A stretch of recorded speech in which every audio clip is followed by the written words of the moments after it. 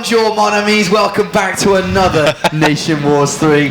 I'm getting better and better with my French. Mon amis, like you added an S, Yeah, thinking it was going to be plural. Yeah, no, it's good. It's good. He's trying. First of all, it would be mes amis, and you don't pronounce the S. It's a silent S. So mes amis. So mes amis is multiple people. Yeah, my friends. So how do you say? How's good evening instead Bonsoir. of Bonsoir. So bonsoir, mes amis. Oui. Yeah. That's right. I'm actually surprised. You got it right. Usually he trolls us a little bit more before he gets it right. Yeah, I'm going to keep up my French lessons with Todd and Funker throughout the day. We have 2 more days of Starcraft action in group stages. Today starts a new group, and of course we'll be finishing it tomorrow. Looking forward to today's group as we have, of course, the highly anticipated Korean team. But before we get into all of that, as always, we have to go to the outdated, to the zoom in format video. Hello everybody, we're your English broadcast team for NationWars 3. My name is Apollo, and joining me on this couch is Todd. It's an absolute pleasure to be here, Apollo. Funka will be joining us as well later on to cast in English, and it's going to be fun. Yeah, I'm looking forward to casting with Funka a little bit later on, but let's talk a little bit about the format of NationWars 3. It's a 16-country tournament. Every single game is best of 7 until we get to the grand finals, which then will become a best of 9. And some of you should know this because you voted in. The players that represent their countries were through public voting, and we have 3 players to represent each country, as well as a single substitute if one of them cannot make it. So we have 16 countries spread across 4 groups, 4 countries in each group, with the top 2 advancing to the quarterfinals, which then becomes a single elimination bracket as we look for the top 4. And the top 4 will actually be played here in Paris at a very prestigious venue to be announced later this Sunday. Groups A and Group B will be then played in December, on December the 3rd through to December the 6th. And then Group C and Group D will be on the 10th through to the 13th of December before we head into the new year. And what better way to start the year than with a bang with some StarCraft 2 on the 2nd and 3rd of January. That's when the round of 8 will be taking place. That will still be online. And then on the 13th, that's when the live action here in Paris will begin. And that's where the fun really happens at the live venue, because NationWars 1 and NationWars 2 were absolutely fantastic, and we're very excited to be a part of this. NationWars has something special to hold within the StarCraft community. I know all of you watching this enjoy it, and we're very excited to be a part of it. It's a very unique tournament, which I really wonder why it took so long for somebody to finally do it. So I'm really happy that O-Gaming stepped up, and it's one of my favorite tournaments, I have to admit. So I'm really looking forward to those games and to seeing which country is the best. All right, it's time to find out which nation is the best in StarCraft 2. GG! GG Wale. Every single time that video cracks me up. Yesterday we had a lot of good games. Rotti's nation got through eventually. Uthermal got through. Uthermal got through. Much like Marine Lord. Exactly. Carrying big Terran's time. broken, man. Terran's so broken. I don't know about that as much as these guys played a lot better. Multiple all kills from Terran players. Canada and the Netherlands went through, first place and second place, and that means we have now 6 teams ready to complete in the playoffs. Can we say this is the hardest group here that we have coming up today? Ooh, I think the with Korea and Germany alone. Hard. Yeah. You're right. Yeah. I don't know. Like even Finland and New Zealand have stuff to show for their level in general. Yeah, so you could say. I think it's a really frightening group. If you look at the 2 favorites in that group, Korea and Germany, I think it's like big guns for sure. Definitely, actually, now looking at it, for sure, it's a tough group. We are going to talk a lot about today's group. If you missed yesterday's action, we did say already that Canada went through in first place and the Netherlands went through in second. Let's have a look at what you missed yesterday and the day before. Alors, avant de cette rencontre mixée contre Danemark, j'avais un petit peu peur parce que Bunny, hier, il a montré un mauvais niveau. Hier, c'est pas terrible, mais aujourd'hui, c'était énorme. Il a complètement carré son équipe. Is so impressed by Bunny because that's the Bunny that I'm used to seeing in WCS and in all these international tournaments. It was a really good surprise. J'ai bien aimé où Space Marines fait semblant entre guillemets de dire regarde, je suis un mec agressif, je vais chez toi avec mon drop, mais finalement en fait je continue à faire des probes et je pars sur un autre cheese derrière endetté. Et vu que Cham avait eu tellement peur et qu'il a surreact, il s'est dit c'est la merde niveau économie, il va falloir que je continue sur du all-in, sauf qu'il y a des DT derrière, sans l'air, tu peux pas attaquer un Protoss. Donc franchement c'était un petit coup de brain et j'ai trouvé ça vraiment cool. Hollande-Danemark, gros contender, les Hollandais, on le savait. Je m'attendais à un petit match où moi, Bunny, c'est quelqu'un que je respecte beaucoup et je m'attendais quand même à ce que Bunny, il arrive à se battre pour son pays, il arrive à descendre tout le monde, mais Uther mal. Alors là, pour le coup, il a été à la fois Uther et il a fait mal sur l'équipe danoise avec un double all kill. You know, talk a little bit about Larry Like Crest, which was the last map, and once again, it's like freaking Utomo is behind in the game. He doesn't have as much SCV, economy, everything, upgrades. Is behind in almost every single aspect of the game.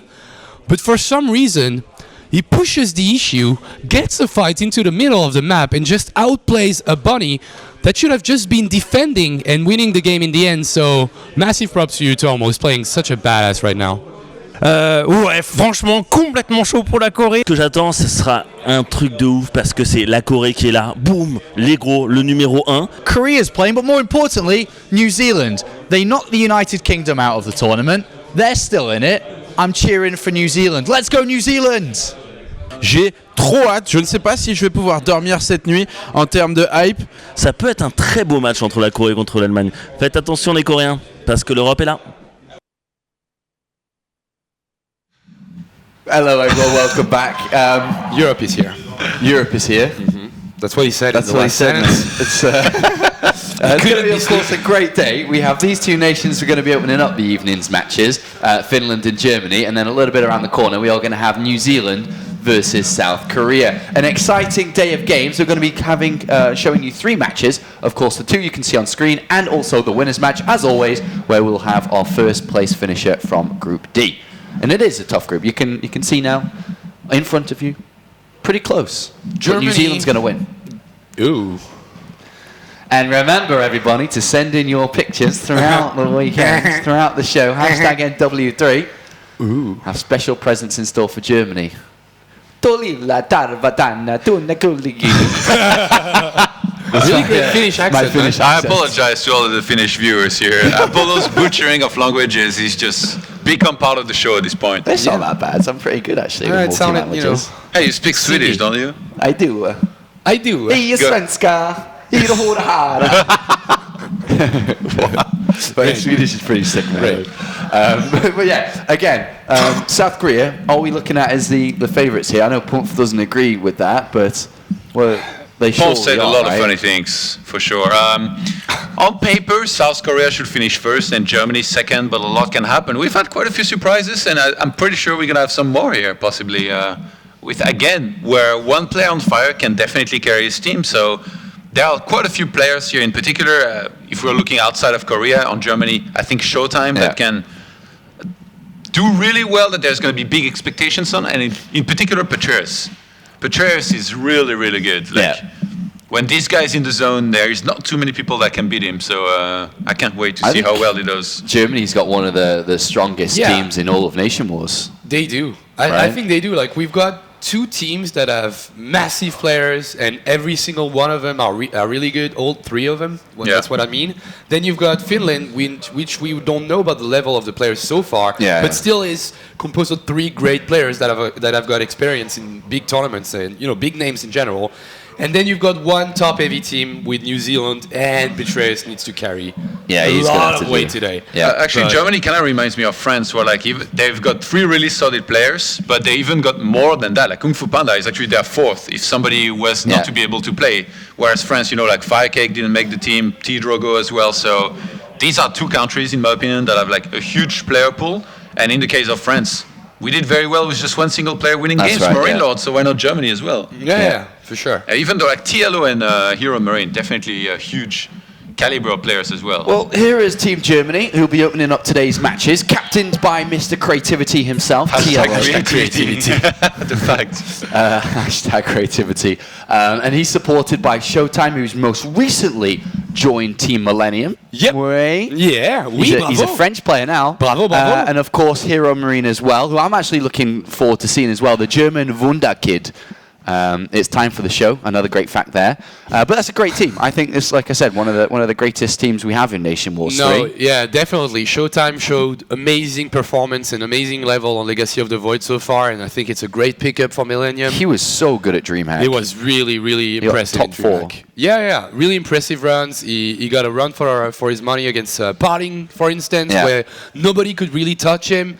So Showtime definitely a contender for the place of maybe best foreigner in Legacy of the Void so far. Yeah. Then you've got TLO, who's always been a guy that will perform. Yes. He's not going to be winning tournaments, which kind of explain the big beard that you see on that picture, because he wasn't supposed to shave until he wins anything, but TLO, it's like top 8 material. Whatever the tournament he enters in, he will go far. He might not win in the end, but he is a player that's definitely has an amazing experience and can, carry his team, but also pep talk with everybody, talk strategy. He knows a lot about every single matchup because, as you know, he used to be playing Terran and everything. Big question mark for me is Hero Marine. He had a pretty decent run in 2015, but he was doomed by a lot of Protosses and a pretty weird-ass map pool with like Blink Stalkers and everything, but he's a talented kid. And he's still really young. He plays the game, but the question is, how much does he play? Can he be, the Marine Lord for us? Like, even their nickname is not that different. So can he show us, the same kind of level as those Terran players like you, Thermal and Marine Lord? Yeah, that's a great team all around. So good. Each race represented with Team Germany. But let's have a look at Team Finland, captained by none other than Welmu himself, and he has Cyril, the young star. After a difficult second half of 2015, can he rise again? And of course, a player not as well known, but still known to a lot of obviously players. I can't really say this name properly, so I'm gonna. Sugeliang? Say it again. Sugeliang? Well, for me, as an English person, I just say Z huge Liang. The huge Liang. The huge Liang, yes. And now we want to know what your Liang is, because that sounded kind of cheeky, Apollo. But this is Team Finland, and I'm a massive fan of Cyril, always have been. I think he's one of the greatest young Starcraft players we have in the European team, so great to see what he can do today. And happy to see Welmu playing as well. So a decent team here. Yeah. Obviously not as strong as Germany, but definitely could provide an upset. Yeah, and considering the formats, there is players that have the ability to take maps away from Germany. Yes. For sure. You look at Cyril, you look at Welmu, even Sugeliang is like, he's been playing quite a lot. We've seen his name going on and off, playing in DreamHack, playing on trying for WCS and everything. Yeah. He's not a walkover by any means, but the other players, Cyril, for instance, and Welmu, they have the potential to beat kind of anybody. Like when you look at WCS maybe in 2014, who was the last player, last Protoss player remaining all the time, the last European? Every time it was Welmu. Yeah. Welmu just playing so well with timing-oriented builds and everything. The Colossus, Blink Stalker all-ins that he used to do in PvT. He's a really strong player, really smart player. And Cyril is a skilled kid. And he needs to play a little bit more so we can see how far he can go. But I've got, big faith in him. Yeah, it's going to be a great evening of matches for sure. From what I've heard as well, is that the team captain interviews are ready before we get into game number 1. So we're going to go over to the public viewing area to hear from the team captains to see what they say about opening up NationWars tonight. There's nothing public about this viewing area, Apollo, but thanks. I'm here with Roddy. How's it going, man? Going good.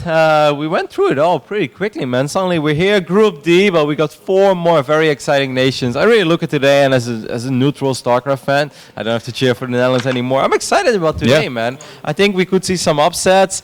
I mean, I see a face there on the right top side of my screen that I know is already going to disagree with me in this interview, so I'm happy about that. And we have cheeky Welmo as well, so I think it's going to be a great day of StarCraft.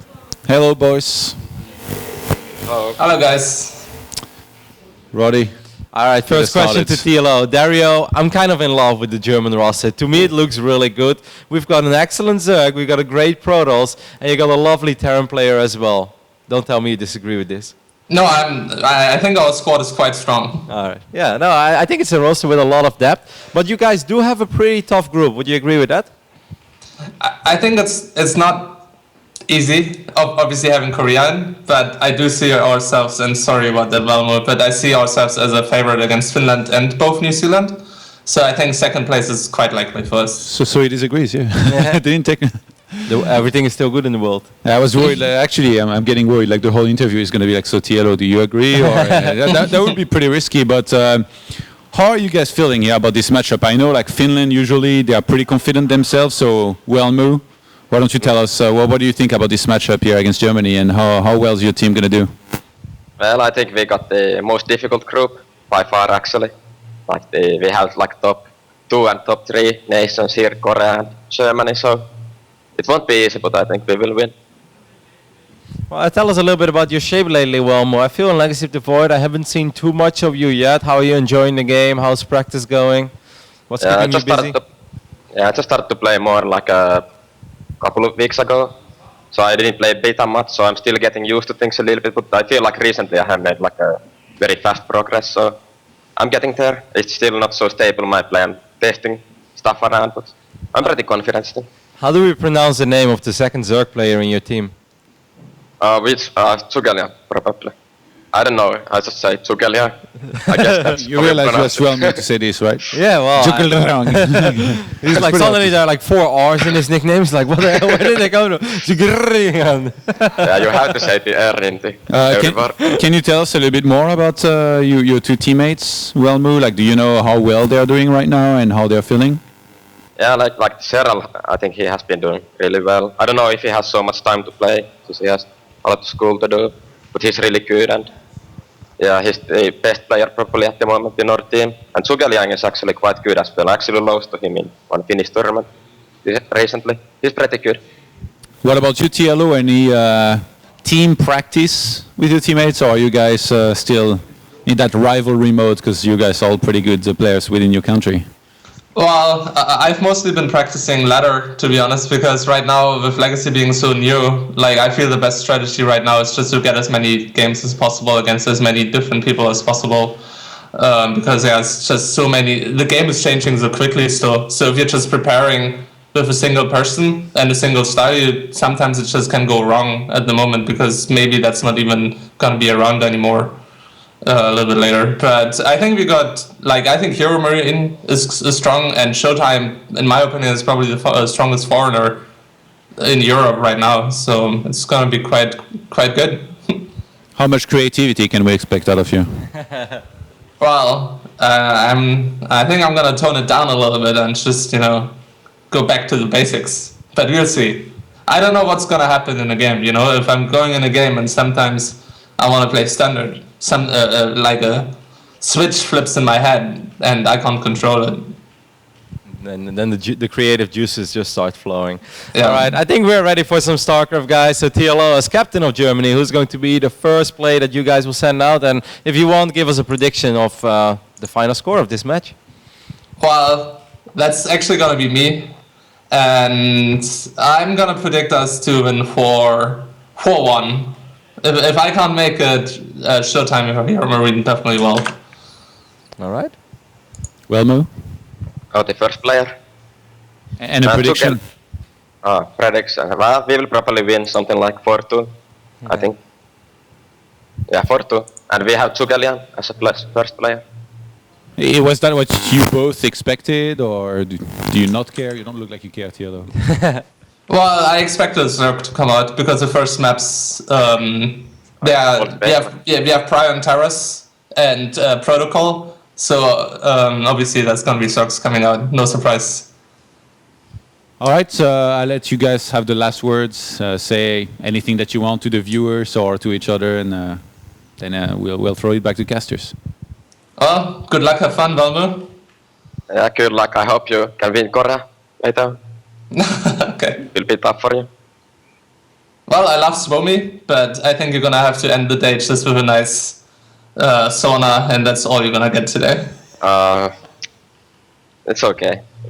He's like, yeah, that's actually not bad. Like, I love sauna. Thank you, Tielo. That's the best trash talk. Yeah, maybe I should take one. I was gonna go anyway. He's like, well, that's a win-win for me, right? All right, guys, thank you, and good luck. Thanks. Yeah, good luck. Nice guys, man. It should be a really good day of StarCraft. And since we have the most creative player in Europe playing, I'm expecting very creative tweets today as well. Hashtag NW3, keep them coming. And I guess that's all for us. Absolutely, casters, it's time to do your thing.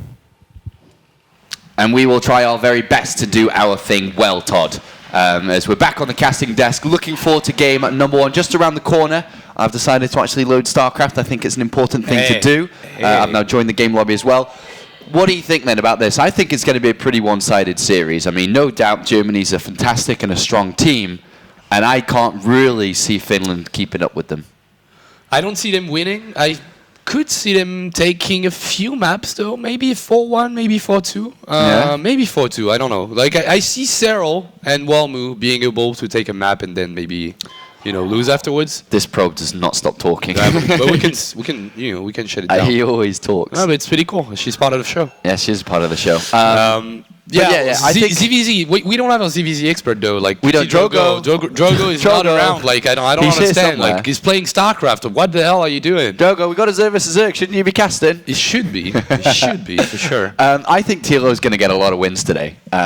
You see Tilo as a contender? Yeah, for I 3 think wins he's going to get a lot of wins. He might get no kill. Actually, I've watched his stream. I think he's in pretty good shape with Legacy of the Void. Suivez Zerg, I think he's going to walk all over the first couple of games. And I don't see Walmu stopping him either. That's the thing. I mean, ZVZ, for some reason, always been, the matchup that I can't really say, yeah, he's going to go for 0 because he has to play ZVZ. And even if, coin flip is not a really good term to refer to it, I still think it's a pretty volatile matchup. And something can happen really quick to you. And considering the format, I don't see Tilo winning more than 1 or 2 games. All right, well, we'll see. We'll see, Funker. Of course, we do have interviews with both players. We'll still start it up with the German one. So Tilo had some thoughts on NationWars 3. Well, I think NationWars are awesome because, first of all, we don't have a whole lot of national competition. Most of the times it's either teams or individuals playing in tournaments, so NationWars kind of stands out. And especially for me as a European, it's cool because I think we have a lot of competition here of countries saying they're the best country, and NationWars kind of puts an end to that. Like, whoever wins then has a very legitimate claim to say, yeah, we're the best. Oh, it would be incredible. I love the French crowds. I always have a really good time at events in France. So playing in front of there, I think would be an amazing experience. Well, I'm just really looking forward to playing NationWars and hopefully do much better than last time, because there we had a pretty disappointing run, and this time should be much better, I believe. So cheer for Germany, and hopefully see you in Paris. Hopefully, I think he's got a great shot to make it to Paris. That would be a massive upset in my opinion if they don't get to Paris. If they don't reach the top 4. Yeah, I agree. I think, as we said multiple times, I think the 4 strongest team that we have, Korea, Poland, Germany, and then maybe you add France to the mix, or who could be maybe Netherlands that played really well too. So those are the teams that I expect to see in top 4. So eventually we will lose one of them, but definitely not Germany. Come on, they're playing so well. They're playing so well. They are all professionals right now. They are not just switching between studies or gaming or no. They are full onto the game. Well, as I said, I don't know about Hero Marine though. I don't know what's his status. But as far as Showtime and Tilo goes, those guys, they're here for business. It would be an upset if they didn't. It would be a really big upset. Sure. Then it depends. Like they can't even play Korea in the quarterfinals. They are in the same group as them. So maybe we could see like a Poland, Germany. That would be sick in the quarterfinals. Yeah, and of course we'll be doing the draw for the quarterfinals tomorrow, just a quick reminder. But now it's time to head to our second interview, and it's our starting player for Team Finland. I guess it would have to be that it's the first time I represent Finland, because last time it was someone else.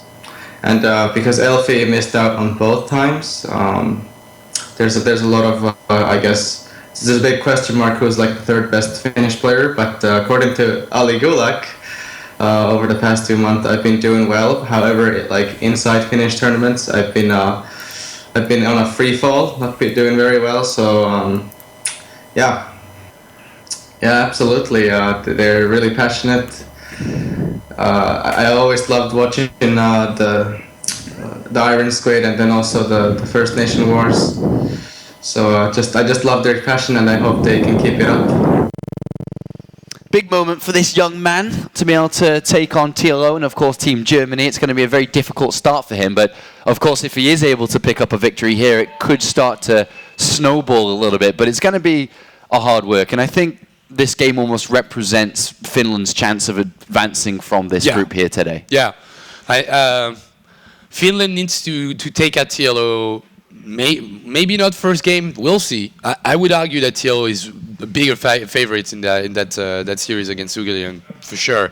But then you need to stop it instantly. Like Wellmoon needs to step in, maybe take him out, or somebody else has to take him out really fast. Because if you can't already go through TLO, then what is it going to be against Showtime, who showed amazing play in DreamHack? So, as you say, that first match and maybe the first couple of matches need to be, decisive from Finland, or else it just means that they're gonna get walked over. Yeah, I mean, there's a lot of nations that are good in NationWars 3, but there's nations that really stand out, and unfortunately Finland are going to have a difficult time. But, we've seen the underdog stories happen before. We've seen massive victories from individual players and individual performances, and we've seen upsets happen too, with Norway going out on group stages. So we'll see what they're capable of today.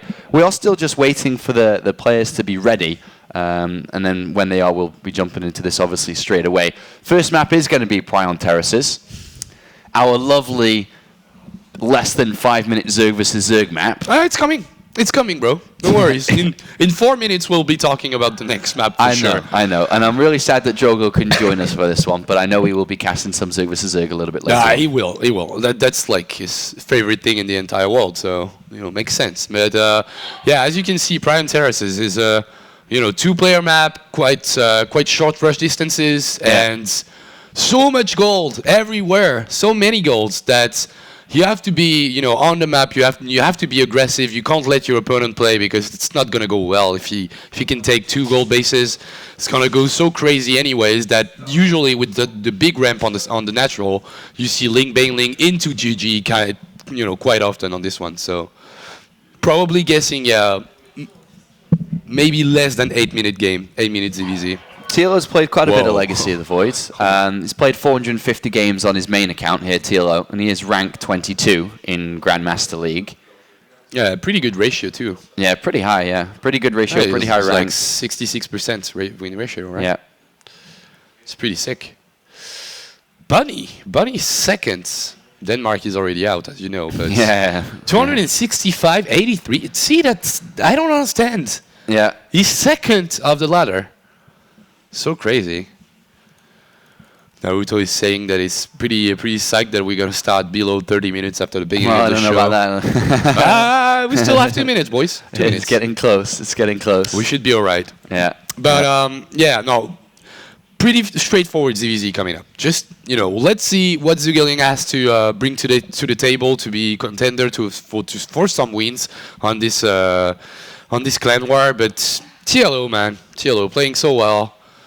Such a professional, such creativity. Such creativity. I'm sure you saw the little replay, the little GIF made of the overseers flying around, contaminating everything. Right? That's the level of creativity that I'm expecting from TLO today. I also and if he doesn't provide, we're gonna be upset. Yes, that's gonna be the upset of the day. Yeah, if TLO is not creative doesn't provide creative games. And then make sure to send in your pictures, your tweets to the hashtag NW3 throughout the evening, and we'll show as many as we can. They're always a highlight of our show, and hopefully you've got some good ones for us tonight. But it's time for game number 1, Germany versus Finland. We're loaded up, we're ready to rock and roll. Funker Dunker, slam dunk the intros. Top left on Prion Terraces, representing Germany as well as Team Liquid. It is Mr. Creativity himself, TLO. Mr. Creativity himself. And in the bottom right, representing Finland, we don't know as much on this guy as we do on TLO, but he's a great player. It is Suivez. You say his name really well. Do I say it? You do. Oh, okay. It sounds great. Cool. So I'm guessing you say it well. Call him Zoo. Zoo. Yeah, I'll call him Zoo. Suivez. Yeah, you say it really fast, so I can't actually even hear what you're saying. Zhuge Zhuge. Yes. I'm pronouncing everything. Zhuge. Both players starting with the hatch first. What the hell? Yeah, man. Hatch first and then even a gas for TLO before the spawning pool. That's quite interesting. Considering the map, we've seen mostly, gas pool openings. Yeah, really aggressive in the beginning. Yeah. Both players going for the hatchery first. I don't know, shows a little bit of... they're bold. Yeah. Doing this is kind of bold, but as we've seen, players that have the perfect build, the perfect defensive build with hatchery first can still defend against those kind of aggressions. So maybe they accept that they both mastered the art of defending ling pressure or ling bane, ling all-ins in the beginning. So really good opening for TLO, hatch gas pool. It's going to be a great spot for starting both queens and speedling really fast. I feel like in the start of the service Zerg, because of the openers, there's just a tumbleweed going through the middle of the map, man. That's what I see. That's why you type tumbleweed. Yeah, I can see one going through. The game's going to start to explode very shortly, though, with Zergling speed now already on the way for Dr. Dario. And a Roach Warrant coming down very early. Very, very, very early here from Zoo. That is smart. I like it. Like, not going for the usual, but trying probably to avoid getting it scouted, though. Yeah, avoid getting it scouted would be great, and I'm more than likely going to see it being used aggressively. It's kind of, you don't really Roach Warrant defensively at all. Nope. So this would be cool to see how he's going to try and play this one out. But TLO, not going in with the Zerglings yet, if at all. Here comes the Baneling. Baneling nest getting thrown down, and he's still mining gas. Is it with three workers? Yes, still 3 workers for TLO. So the aggression is definitely a possibility, and already Roach is on a prediction tab. Yeah, 4 of them, and then drones coming on. So an interesting way to play this. The problem is trying to play this aggressively. I think it's also kind of hard. Well, it's just not a very common way to play Zerg vs Zerg, this Roach opener. Because if you try to be aggressive, they're slow to get to the other side of the map. TLO can just build up a lot of Zerglings or Roaches of his own and crush it anyway. So. Yeah, or even counterattack. Or counterattack, with the Zergling right? speed that he has. So he's put 4 Roaches and then straight up towards the layer. And I'm guessing this those 2 Banelings getting morphed in on the vision of the Zergling is like total bluff. Like, I'm gonna push you really, really hard. And as we can see, Zhuge is biting, He's building a spine crawler. Yeah. That's a good move. He's also going for a lair. And seeing a Roach Warren on the prediction time for TLO, is he going to go for it? Like Roachling, Baneling, kind of all-in that we used to see in the Heart of Swamp? It looks like it, right? With no lair on the way, going to start pumping out these units. TLO's starting to increase that. The spine crawler gets cancelled. All gases are being taken now for our Finnish player. That could hurt. That could hurt because first part of the aggression was a fake. Yeah. But the second one is going to be definitely real. 9 Roaches, 2 Zerglings, and another one gets killed in the middle of the map. So he's not going to be able to scout it really fast. And all those, This is gonna hurt. There's a Zergling though. Wow, gets denied. Not anymore. No vision whatsoever. But TLO is still droning a little bit though at this moment. Going for +1 and drones. That's not going to go well for Zhuge. Is he going to have the required amount of unit to defend this? I don't know. Yeah, it's not that much though from TLO yet though, right? And now he takes the 3rd TLO, that is, so... Yeah. Is he really going to go for an TLO aggression? definitely, just the way that this is played out, and even my confusion with how the early Roaches route for Zoo here, is that TLO was probably a little bit surprised and kind of confused about what exactly was happening in this game. Yeah, both players might have been confused because usually you go straight to your opponent's face and you fight early into the game. Yeah. Both players did something kind of sneaky in their own main and just, tried to wait it out just to see, and then should I drone? Should I build Roaches? Should I drone again? So in the end, if no aggression comes from TLO, then suddenly Zhuge position is not that bad. Yeah, but TLO's got 3 bases. He knows his opponent doesn't yet, so he knows there's a lot of Roaches been built up, which have clearly been shown now to this Overlord. There is a slight supply advantage in terms of army supply, but there are no Ravagers in this mix. Yeah. And a 3rd base is being taken now. And here comes a more. +1 attack's going to complete earlier, so here. So we will have this attack upgrade advantage, but I don't think he quite has the numbers. Attack upgrade advantage, but also glial reconstitution, so roach speed. So he's gonna be able to micro those roaches way more and probably dodge the corrosive bile from the Ravagers, from TLO. Let's see where it's gonna go, because apparently he's gonna go for it. Zhuge here, producing a shit ton of roaches and trying to get a first win for Finland. Can he do it? Pretty slow and very accurate corrosive biles coming out from TLO, actually. He's taking his sweet time, but it's hitting everything. He keeps hitting. You got roach speed, man. You need to macro. TLO keeps hitting with these corrosive biles, and I think he's going to have just about enough. He's macroing back the Ravagers as well. And another good hit from the corrosive biles, and that is a very easy hold there from TLO, and it was basically off the back of corrosive bile hits. Yeah. He sat in them and took so much damage there. Yeah, kind of weird coming from Zoo. Like not anything, like not microing anything against corrosive bile. But as you said, I like the fact that TLO didn't go into mass, like every time he had the cooldown for it, he didn't send every single corrosive bile at the same time. He waited for it every time. So he always had maybe one or two corrosive bile to use. Yeah, that is pretty smart. But still, Zoo didn't micro properly. Both players kind of just trickling out drones, and then a couple of units sprinkling both production at the same time here. Very cautious play from both sides. But again, it is still a pretty good advantage to have that +2 on the way.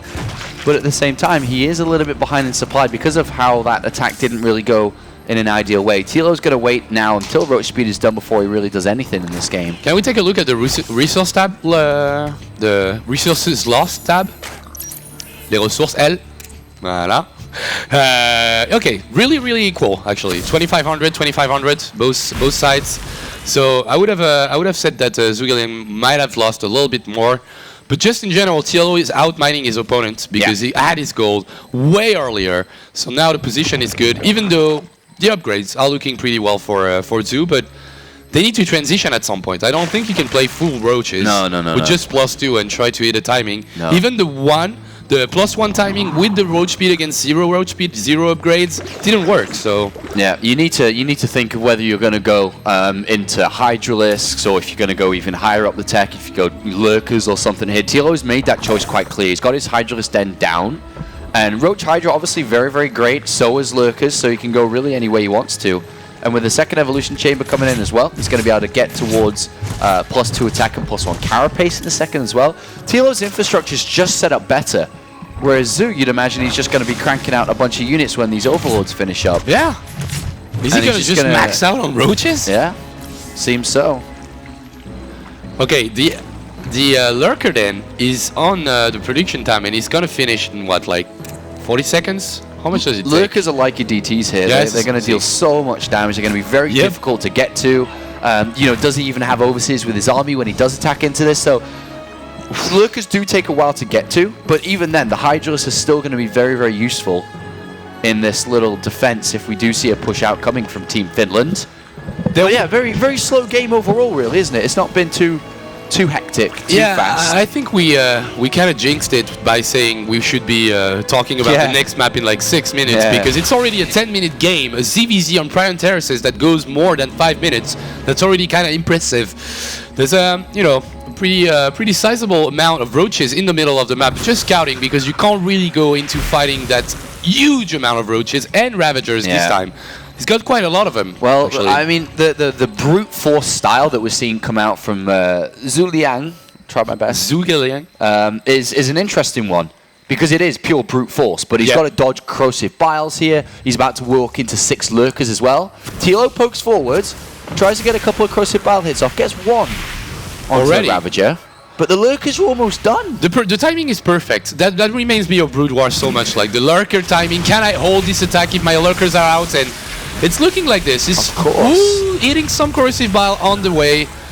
But still, he's got a really great split of lurkers, and he's gonna chase now. Yeah, and now the transition comes in once he realizes that he can't really break the lurkers, and he's gone over towards Roach Burrow and Tunneling Claws, as well as the Hydralisk Den, but he's got to worry about these lurkers. Yep, but he's got Corrosive Pile. If he knows where they burrowed, maybe he can do something about it. Splitting his army and going for some kind of base trade on this one, I don't think that it's gonna work. Tilo splits beautifully as well to this. Yeah, it's perfect. Lurkers to defend on the top, and then way more Roaches in the bottom right. Even though he doesn't have the same upgrades as his opponents, he's a little bit down on upgrades. And remember, reinforcements will be able to deal with this squad of units here that we have in the center of the map, while everything else has been completely ravaged at this point. And this is a good split up from Tilo, and as you notice, the army left over from Finland is going to move forward, but it will meet the reinforcements. And this is a beautiful move from Tilo, and to be honest, I think he just reacted great to what was going on, and this is just a perfect way to play it. Impeccable game by TLO, just doing what he needs to do to secure a win on a really passive game, as you said, but you know, just showing that he knows the game maybe a little bit more, and has his transition set up a little bit better than his opponents. Great concave fighting on the left and the right. Still some good upgrades. Oh, it's actually 2-1 for both players now, but 4 base remaining, 4 TLO, way more workers, way more army supply. It's in the bag. It's in the bag for TLO. Yeah, just a very solid game here from TLO, and that's what we really expected to see from him today, opening up for Germany in this favourable match against Finland. And I don't think as cool as these moves can somehow crawl back games for you, this is not going to be the case today, as TLO chases the last remaining units down. And to be honest, there's not much else that we can see happening from Zhu Liang. I'm trying my best, man. It's a difficult name to pronounce. Yeah, he's down 70 supply and hatchery too, which is really important in the matchup and in general as a sort of player. So he's gonna try for the Hail Mary. He's gonna counter-attack with all his roaches burrowed and try to get a slightly longer game, maybe get TLO to take some bad calls, but TLO splits again really nicely. Enough to kill off all the economy of his opponent, and it's seemingly enough to go back and defend as well. They've got so much money with the double gold. It's so crazy how much money TLO has. Yeah. It's like he only has 40 workers, 160 supply, and he can build a lot of units still. Trying to get some spine crawlers in the main, so Zhu, it's not, he's not conceding as we speak. He's trying his heart out with those spine crawlers in the main. He probably will defend, but the equation is still going way into the favor of TLO. 162 supply, army supply to 103. He's doing his very best here to stay alive, but he is very low in money. He only has 150 minerals in the bank. He's down to 130 supply. He's now lost his second base as well, so he only has 1 base remaining. And as much as he's teasing TLO on the other side of the map, TLO is just taking this very patiently and very calmly, taking down the economy of his opponent while not losing too much at home. He's set up very defensively in between his gold and his second base while establishing a new 4th base in the center of the map. And at the moment, Zhu Liang is broke. Yep, one hatchery against soon to be 4 for TLO. Equal upgrade now. He has +2 defense, but it's not gonna it's not gonna change anything. And as you said, the defensive setup should tell Zhu Liang that it's not gonna work. Like, you won't break me, and it's okay, you've got 6 or 7 spine crawlers, but if my army is, as a whole, attacking your 6 spine crawlers, it's not gonna go well for you, boy.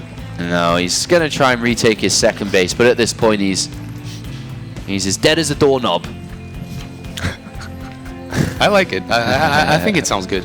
Yeah, I think it's okay. TLO now moving through the middle of the map with his overly sized army, 169 to 91. And this looks like the killer move going to be coming in. What's Zhu Liang going to do? Going to go for a counter-attack, I guess, again, but he's going to lose absolutely everything. He may just get eliminated from the game if he does not take this seriously. He splits his forces up.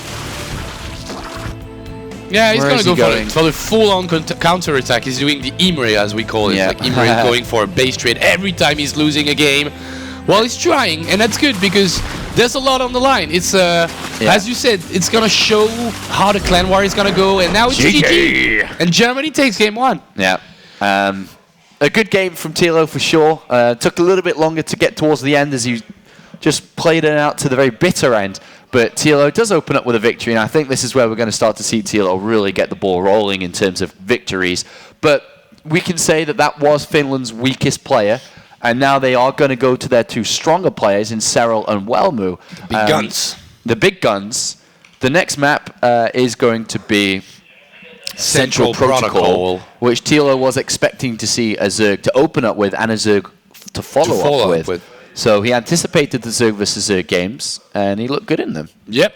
Or in that one. Looked really good. Did kind of greedy opening that in the end was the right call because his opponent was also doing this, but a little, you know. Oh, yeah, baby. I wish I could have some pizza right now. Dude, I didn't eat today. Go, Finland, go. No, I can't even do it, man. Need pojat pojka. I can't do it, man. Creative. Hashtag NW3. Lovely. Famous Chinese strategist during old times. Yeah. I knew it. I think I read it, but I forgot. I think I saw that somewhere. Zhu Liang. Oh, it's all in French. Zhuge Liang. Was in Chinese strategy. Does that look like French to you? Seriously? Oh, it's Dutch. Yeah. Sorry, man. Freaking Roddy. Roddy's put Google in Dutch. Yeah. Easy peasy. Yeah, I heard that. I've seen this before. So you're supposed to say it the Chinese way. He was born in the year 181. 181. Pretty sick. Wow, this guy's a He's a historian. Okay, I'm getting invited to the next game. We are going to have the countdown as now Welmu, the team captain of Finland, decides who gets sent out next. Is it going to be Serral or is it going to be himself? And when we find out, of course, we'll be jumping into the next match immediately as we look to get the next nation, the 7th nation, through to the playoffs to already join Canada. Okay. China. Okay, so it started off with China and Ukraine. It then went to Poland and France. Yesterday was Canada and the Netherlands, and today's our 7th. The thing is, what tripped me over is I started to go backwards, and I was like, "Oh God, why did I go backwards? Why is he doing this? Like, that's like trying to do the alphabet backwards. Yeah. It's difficult." But no, I did it right this time. Good job. Good job, Sean. Good job, Sean. All right, so we're waiting on that 7th nation. Who is it gonna be? Germany? I think it's Finland. I think it's going to be Korea. No. How sexy? No, it's going to be Germany. Germany is gonna beat Korea today. Yes. I wish you're right. That would be New sick Zealand to start is going to come out in 2nd place, and they're going to beat Korea tomorrow. Lol. Because I believe. Yeah, Korea is going to go out of that in tournament. New Zealand. Yeah, New Zealand's my team today. Yeah. And I think they're going to do really well. You'll see, Funker. 16-second countdown. Who's the next player going to be? The hype is unreal. Is it going to be Peter the Lad then? Peter the Lad? I'll think of a Peter? nickname for him. No? Yeah, it's called Peter, right? Well, no, he's not called Peter at all. No, not at all. Why did I say Peter then? I don't know. His name's Mackenzie. Welmu. Well, who? Welmu. Let's get into this one then. Tilo versus Welmu. This is going to be a good game. I'm excited to see the form and basically what Welmu's capable of. Yeah. He's always been a good player over the years in Starcraft 2. I haven't seen anything of him in Legacy of the Void, and I'm excited to see what he can bring. But I also know Teal is very strong in this matchup too. He is all round really good player these days. Yeah. Cielo, that is. But Welmu is the big. I use that sentence a lot, but it's still a pretty big question mark to me because we didn't see him play. He wasn't at DreamHack. He didn't qualify. I don't think that it streams that often, so no. I have no idea of his level. We're about to find out, Funker. Before we do go into the game, of course, we have the interview with Welmu to hear his thoughts on NationWars 3. NationWars is I think it's a cool tournament. It's nice to be part of the Finnish team once again, and hopefully we do better than last time. It will be awesome to be in front of the big audience. I haven't been too many times in the offline tournaments, like in the front of like a big audience, so it will be really cool. I hope we get there. I think our lineup is the best, like among the players that were on the list. Like Elfi is having a break, so we can't have Elfi unfortunately, but Sukelian is a good player as well, and Cheryl is of course like a really good player, so I'm happy with the lineup. I think our group is the most difficult one on the paper. Like Korea is of course the most difficult team in the whole tournament, so that will be very difficult, and Germany is very good as well, and New Zealand as well. There is the Petraeus, the New Zealand team, so it will be difficult, but I think we can make it. Hello, welcome back. I actually had a tweet coming in about Zhu Gei Liang, to say his name. Is a fictional Chinese strategist from the Chinese book Romance of the Three Kingdoms, or from the silly game Dynasty or Dynasty Warriors. And I played that game, actually. Did you? I did. It is a silly game. It is a silly game? What is it? Oh, man, you never played it? No, never. I Google it for you, just so you can have a quick look. Okay. Before we jump into this. I think a lot of people would have played it. You never saw this game? I know the name, but I've never played it. It was a really silly game. It's hard to describe what exactly it is. Is it what's the? Yeah, that's the thing. How do you what's describe the style? it? Is that an RTS? I don't know. No, RPG? It's like I don't even know. It's like a fighting game. It's weird. Oh. Someone describe to me on Twitter what you think it is. Include the hashtag NW3 because I actually can't even describe that game. Anyway, Dynasty Warrior. Go. Top right. Is he a Dynasty Warrior? No, that's so bad. I don't know. He's playing for Team Germany. He's creative as always. Dr. Dario Liquidtillo. Top left. Playing from Finland. We don't really know his level these days, but we're about to find out. It's Walmu. Let's go, man. Oh, it's a hack and slash game. Oh, hack and slash. Yeah, I didn't know what type of game it is. Roddy's telling me, and I'm like, what? All right. Hack and slash game. So, did you play it, Kev? Yeah, Kev played it. It was great. Yeah, PlayStation 2. Yeah, I played it too. Hack and slash game. I don't even know what a hack and slash game is. I do now. You go forward and you kill stuff. Yeah, that's exactly what happened.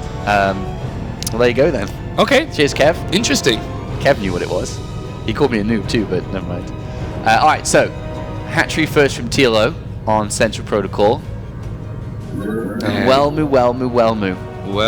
Interested to see what this guy is going to show us today. He's opened up with a gateway into Nexus, so this is a common opening.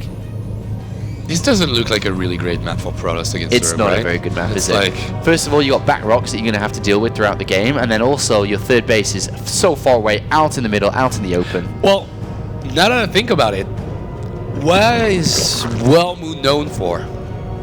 2 base attacks. 2 base timings, bro! 2 base timing, bro! That's exactly what he likes to do. If Drogo was playing this game, he'd be 2 base timing TLO. Yeah. So they would go 44 probes. Yeah. Or maybe 45 to proxy your pylon, even though it's bad now. But also, as far as way the third base is for Protoss to secure, it's also far for Zerg to get creep spread everywhere too. So can be a problem in that area as well. That's the thing. I mean, it's like seeing a Protoss trying to play on a merry-go-round, for instance. Like, you expect the 2 base timing to come, and then it's a matter of how does the Zerg player anticipate the all-in coming in? Yeah. Can he understand that it comes instantly because of the map, or does he need to scout, or because you can get paranoid really fast, and if you don't build the right amount of drones to defend the attack that is gonna come, maybe you'll fail, even though it's coming, So with that really quick robo, really fast. Is that the parting build? The Soul Train, but with the depths? It might be. The thing is TLOs play very similar to how we saw Snoop play for Norway. A few weeks back, just gasless until a lot later in the game, getting all the queens out. So the robotics facility's been spotted too. TLO with a very good scout there, with the oval on the left-hand side. Pokes in, sees the robotics facility, and then pokes back out again. Has to be an immortal, right? Well, you say that, Funker. It's an observer! It's an observer. And I know a lot about observers. I observe lots of things. Double depths, crossing the map, trying to get some damage done. That would be cool for Walmu starting the game with a bang. With a bang, with a bang, bang, bang. With a drone kill or 2. Maybe he get this one and then he TPs. Nah, he misses it. But he is on the natural. He's already got 2. Oh, great positioning. And he sends his teleports into the main base. Is he going to follow suit? Yes, he does. So he goes into the main base and he's going to try and get some more kills. 4 kills gone down so far. He's going to try and get a 5th. Well done. Very well done. If he gets a 6th, that's brilliant news. So 6 drones makes him 39 probes to the 30 drones of TLO. So really great stats. and we see more gates in the prediction time. Man, we see a lot of gates. It's just gonna be a gateway attack with a robo. Yeah, it's a lot. Like a mass adept kind of thing. Is that because he scouted only one Evo and he's like, okay, it's gonna be +1 melee? Like, do you think he understood that from what he's seen, that it's gonna be Zergling mainly? Well, he's seen no Roach Warren, so only Zerglings can be beaten, right? Yeah. So TLO's throwing down a Baneling Nest, which is going to be the ideal defense, but it's not ready yet. And 6 gateways are finished out. Immortal production has begun. TLO, with Zergling speed not even done yet, might be in some serious trouble here with this attack. He's in trouble. He just swapped 2 sentries back home, so kind of worried about a possible counterattack against a lot of Zerglings, but I would have liked to see more adepts here. We'll see what he can do. The Warp Prism with the new possibilities of micro is kind of great, but okay. Is that the first wave of aggression into the Immortal all-in? We see a lot of Immortals in the prediction time. Yeah, it looks like it. And this harassment's working really well, I think, for Wellmu. I think he's got TLO in an interesting position. I wonder if, and I hope he can capitalize on it. There's a lot of links on the way, and this possible attack is going to be, Roach Warren's been added in as well. Now it's smart, because I think as Zerg you want what, like 50 drones to defend an Immortal all-in? Yeah. I would argue it's still the same number on Legacy of the Void. Maybe you can squeeze out a few more considering how fast everything goes. But that harass is making TLO build Zerglings, which he doesn't want to do right now. Yeah. He would have liked to get those 6 more drones, maybe. Well, here's going to be an interesting thought. There's a pretty big map, and there's pretty decent creep spread.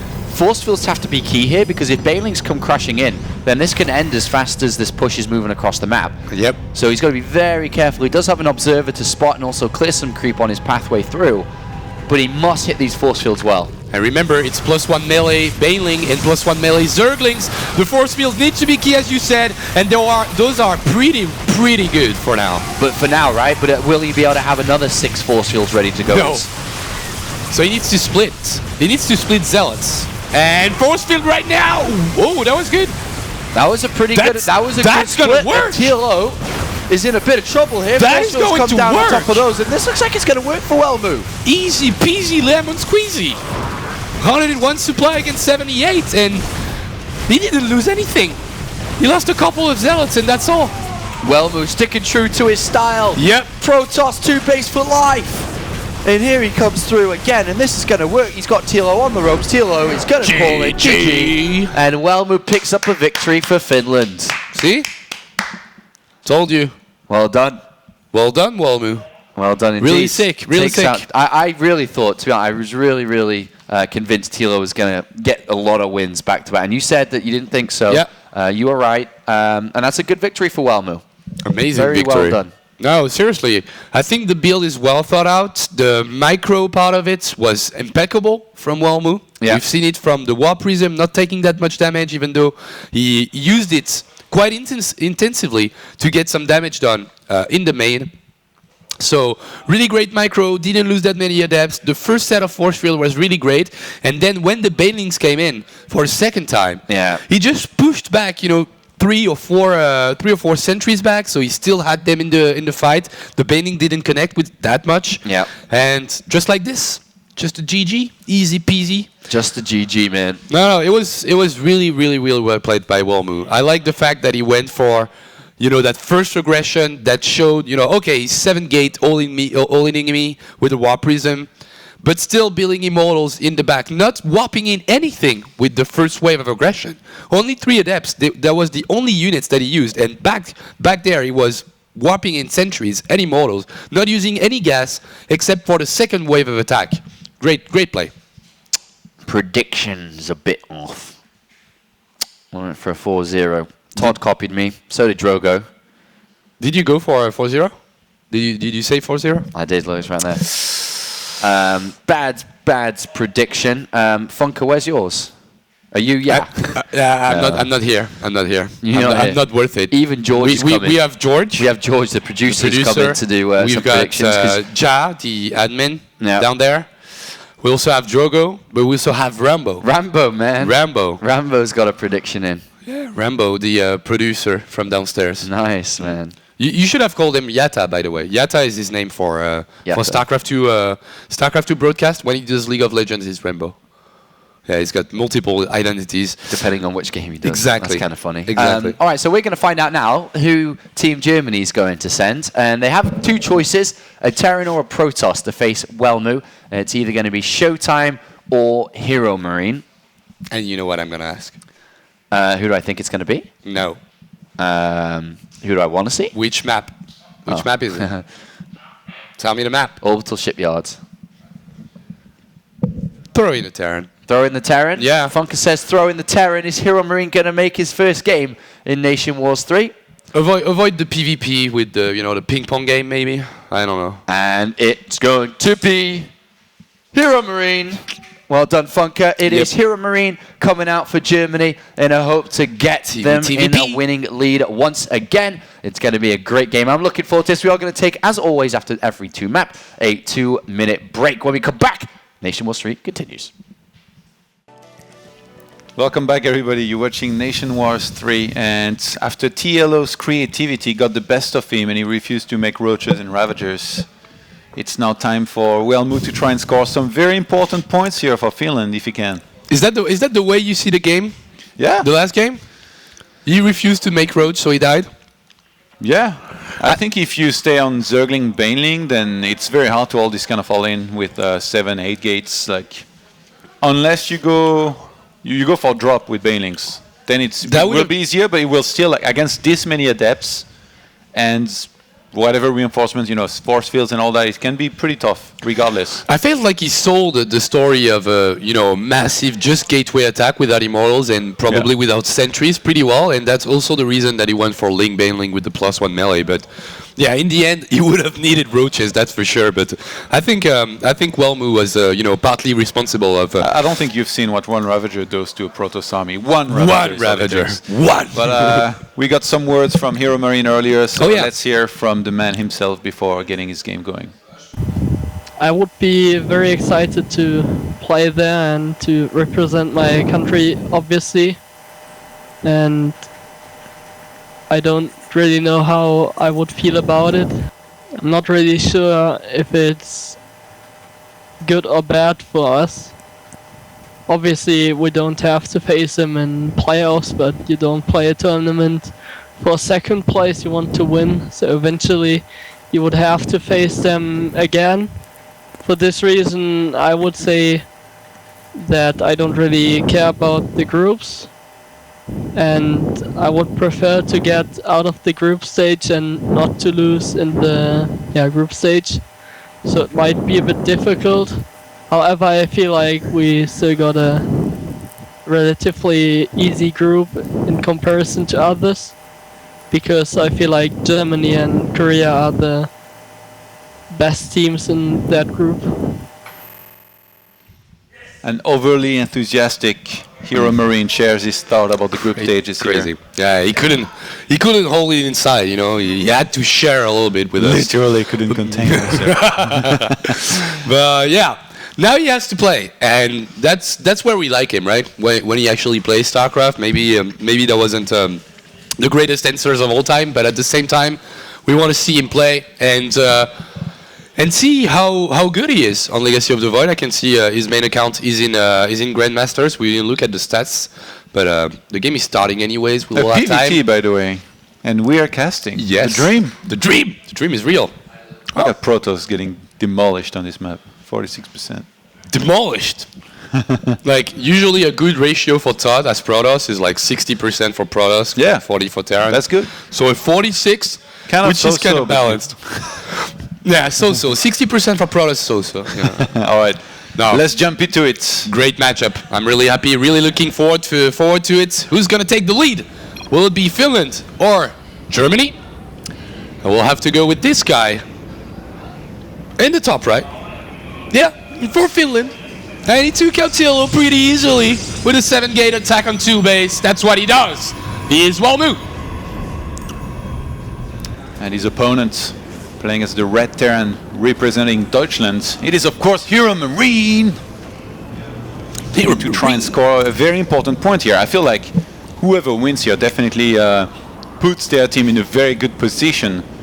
Obviously, Germany, they still have Showtime left behind as well, which is a key player maybe or could be in this match.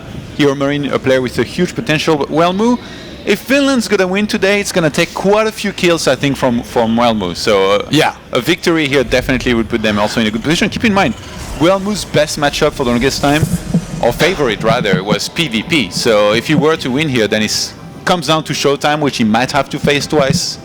Could be ideal for him. He was the king of PvP at some point. Yeah, he was. WCS. Yeah, king of PvP in WCS. Amazing stats. I remember Red Eye telling us all about those stats. Oh, Red Eye. And we see a command center first from Hero Marine. Interesting play here. We've seen quite a lot of openings with gas and barracks. So usually we see a little bit more units, maybe something a little bit more safe. But with CC first, if you go into triple racks, this is what you should do, because you could die to adapts if you don't. Actually, I feel like there's something really funny about like this one probe scouting early on like this. Like if it's anybody's probe, you're like, all right, it's just a scout, a regular scout. But when you see Wellmu's probe, you're like, oh god, what is he up to now? Well, what proxy is it going to be? What attack? If he's scouting, there must be a reason why he wants to be aggressive. But in this case, so far it's been very standard by Wellmu, which luckily Hero Marine was able to scout entirely with that Nexus and later second gas. Yep.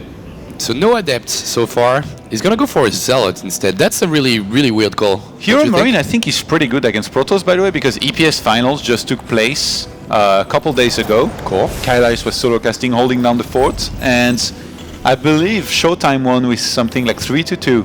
So against Hero Marine? Yeah. Whoa. If Hero Marine can win this many maps against somebody as good as Showtime right now, definitely a good sign. Wellmu, of course. Pylon aggression. And we've seen in the background that he cancelled, Hero Marine that is, he cancelled his tech lab to produce more units. He needs to do something.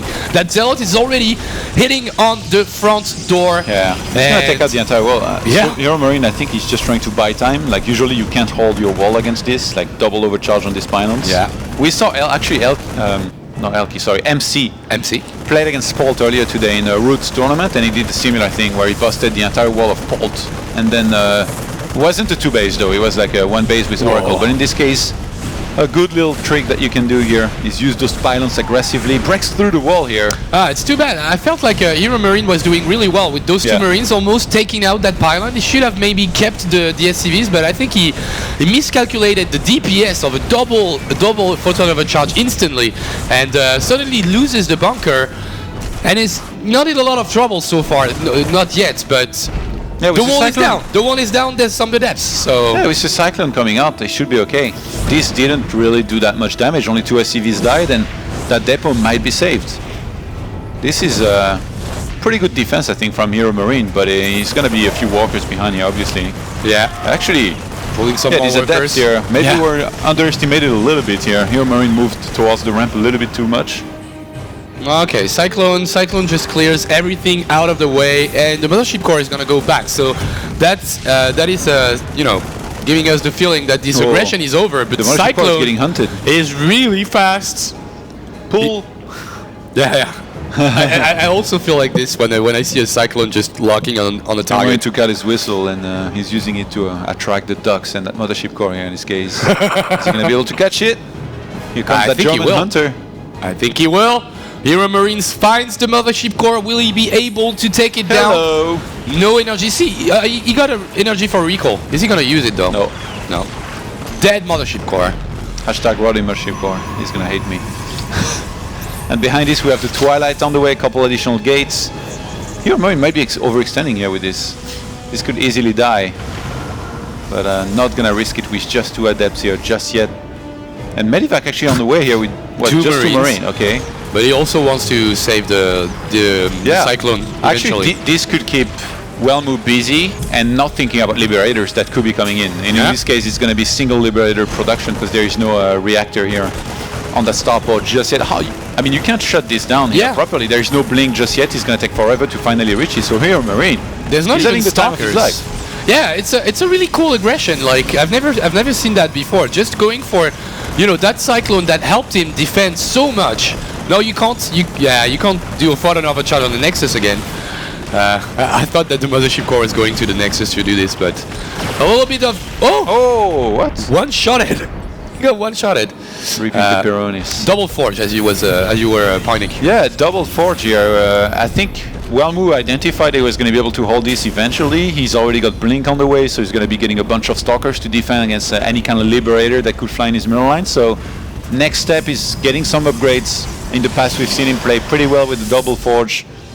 Usually, though, was with a lot of Blink Stalkers and Colossus, so it's going to be interesting to see how he transition in terms of style versus Terran in Legacy of the Void. So I've seen some Koreans go for a like a double disruptor, just army base, and then go into Colossus once again. Even though the Colossus doesn't deal as much damage as before, I would argue that's a style that suits Wellmu pretty well. Yeah, we'll see if that's what he does. He loves Colossus and Blink Stalkers in general. That's an army that he's really good with. Those pylons, not sure they're placed well enough to reach. Yeah, they're not. Let the fun begin. Where are the Stalkers? Yeah, they're coming. Yeah, they are. But Blink not finished just yet. Does he let it finish 13 seconds, or does he go before to try and mine sooner? Yeah, he's just gonna go in. Rip. Nah, he's gonna lose just one Stalker for it. So I guess that was a good call. I felt like he should have waited for the Blink, but then no. Look at this. Adept upgrades and some Adepts plus a War Prism being made here. So Wellmu definitely looking to try and apply some pressure of his own. Even though he's going double forge, I mean, economy-wise, he's doing great. Saturated across 3 bases with 65 probes already here. Yeah, it's a pretty high-level TVP. I like it. And already the Fusion Core coming up for the Adept, the Liberator range. Yeah. Which is gonna be really massive in this game. Hero Marine though is moving out, and that really scares me, because if those Adepts are dropped in his base and there is a big warp in there, that's gonna do so much damage to his mineral lines and across the map. I really don't think he's gonna achieve much here with this little squad. Yeah, there's not that much. There's not even the Cyclone that you can abuse with the range and everything. Like there's no way you can bust down those Immortals and Adepts. So yeah, I agree. And should we say that you should be a little bit German biased because now you live in Cologne? Are you supporting the German team, the national Mannschaft? I'm a Protoss, so usually that takes priority over almost anything. In this case, honestly, since I've gone full-time commentary, I'm definitely cheering for whoever plays best. I don't mind whoever wins, as long as it's good games, I'm always happy. Perfect answer. Yeah, this series will be no different here. And that's already a really great TVP. I like it. They need to do something about the icon of the range for the Liberator. It looks like it's been drawn like on a on a notepad with a pencil. Yeah, it's a bit weird. Actually, we saw a lot of short games in a lot of the games in NationWars. So I'm quite happy here that we're already aiming, into the 9th minute mark, and it looks like both players, they're very willing to take more bases, invest more time in their macro, rely on the mechanics. That's really the kind of Starcraft I like the most myself personally. Yeah. I can see why we should have a pretty pretty strong game and a pretty hectic game when it starts to fight, really. And all those upgrades, like 2-2 already finishing, 3 more deaths, the Dark Shrine, why not? Why not? The building is not that expensive anymore. I'm liking this. I find it funny that Wellmu is warping so many units from pylon that are not super pylons, and the warping takes 16 seconds. It's always kind of funny to watch.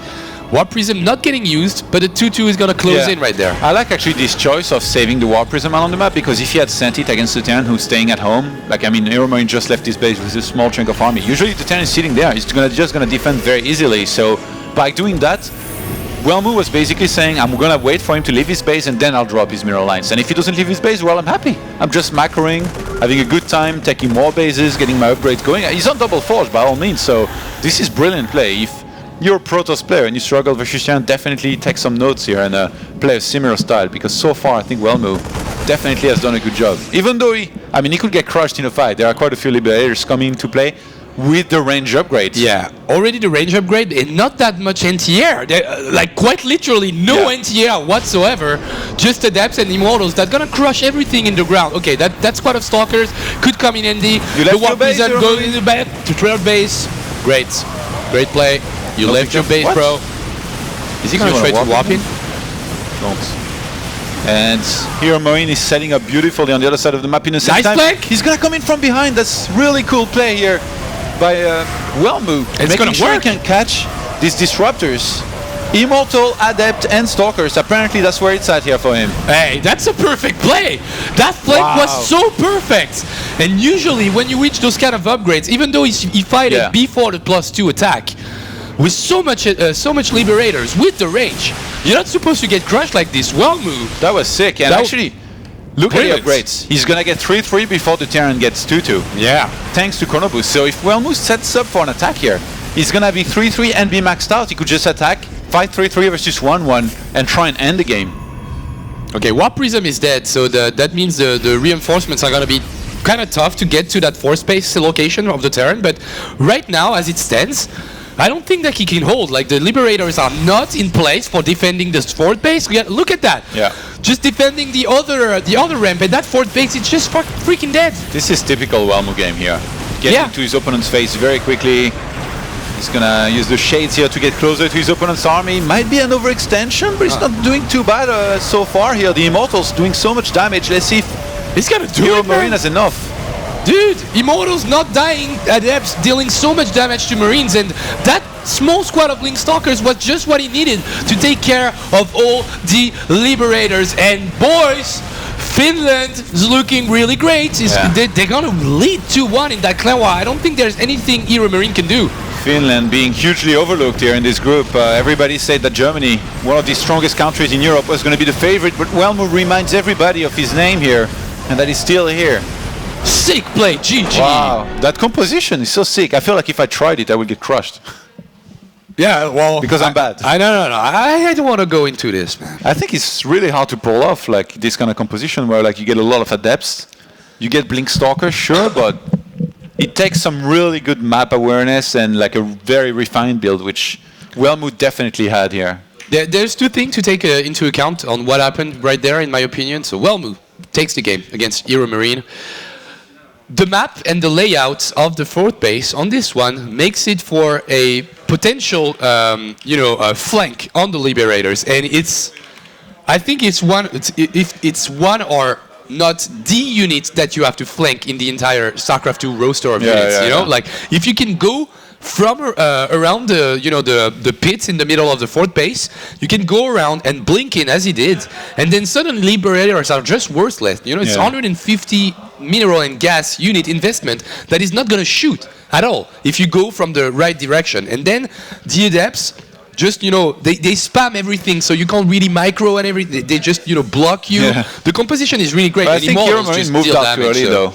He wasn't maxed out yet. He fought on the other side of the map with less, and he didn't scan enough. If you scan enough, you will see the Protoss army going around. You will replace or move a little bit the targeting of your Liberators, because now they weren't even shooting for the entirety of the start of the fight. So definitely some mistake in there, but well moved, very impressive.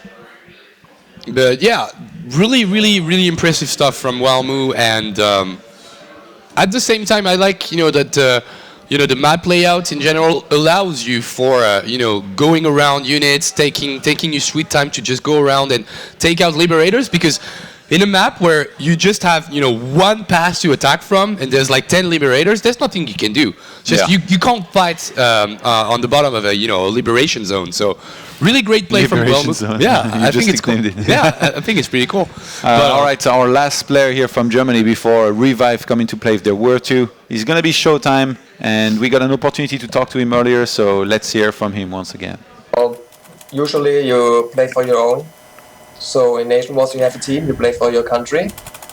And I think, that's what makes it special. Like, you represent your country, you go up against other countries. Yeah.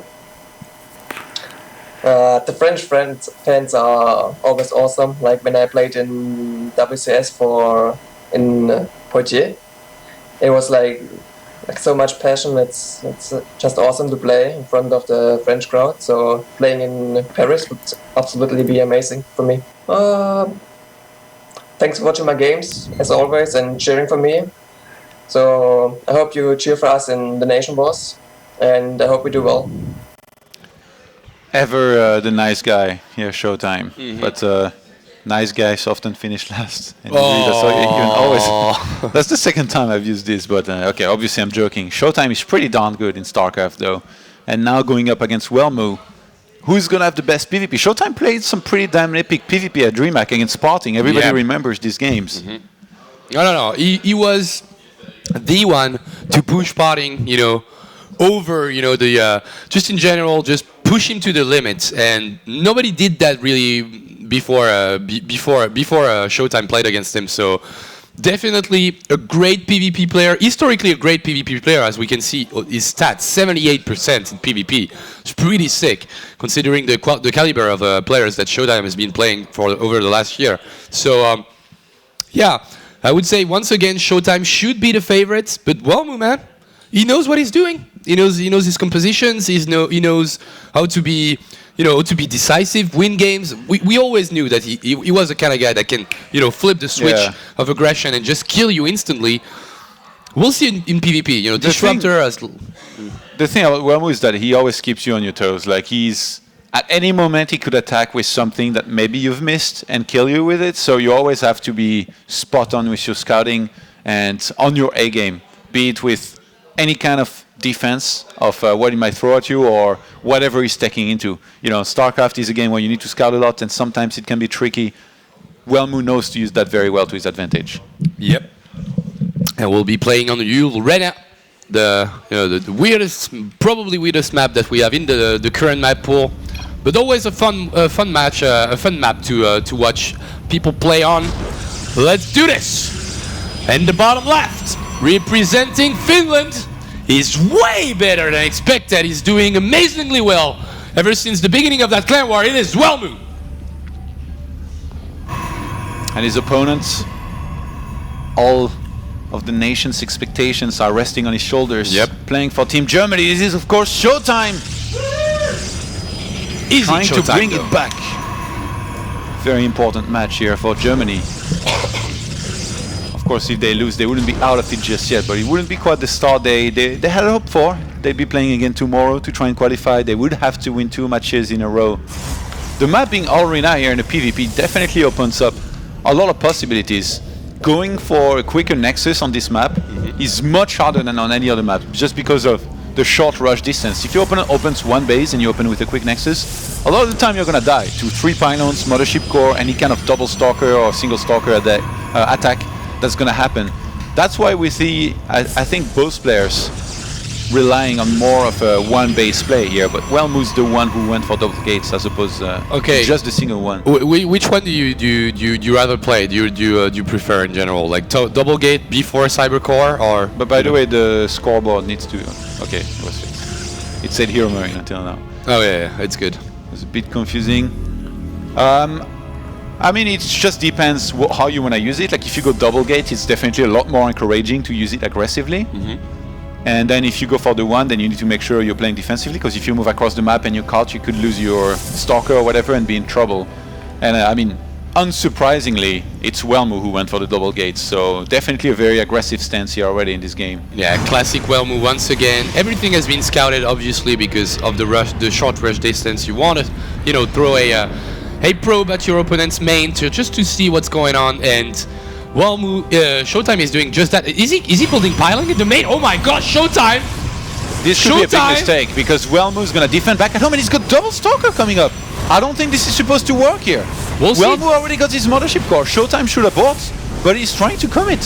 What is going on? Showtime, double pylon overcharge, and he's gonna take out the pylon on the left, but there's 2 more on the right, and now but this has done nothing. It's a battle of pylon overcharge, so there's not that much to say. Take it away, Funk. Yeah.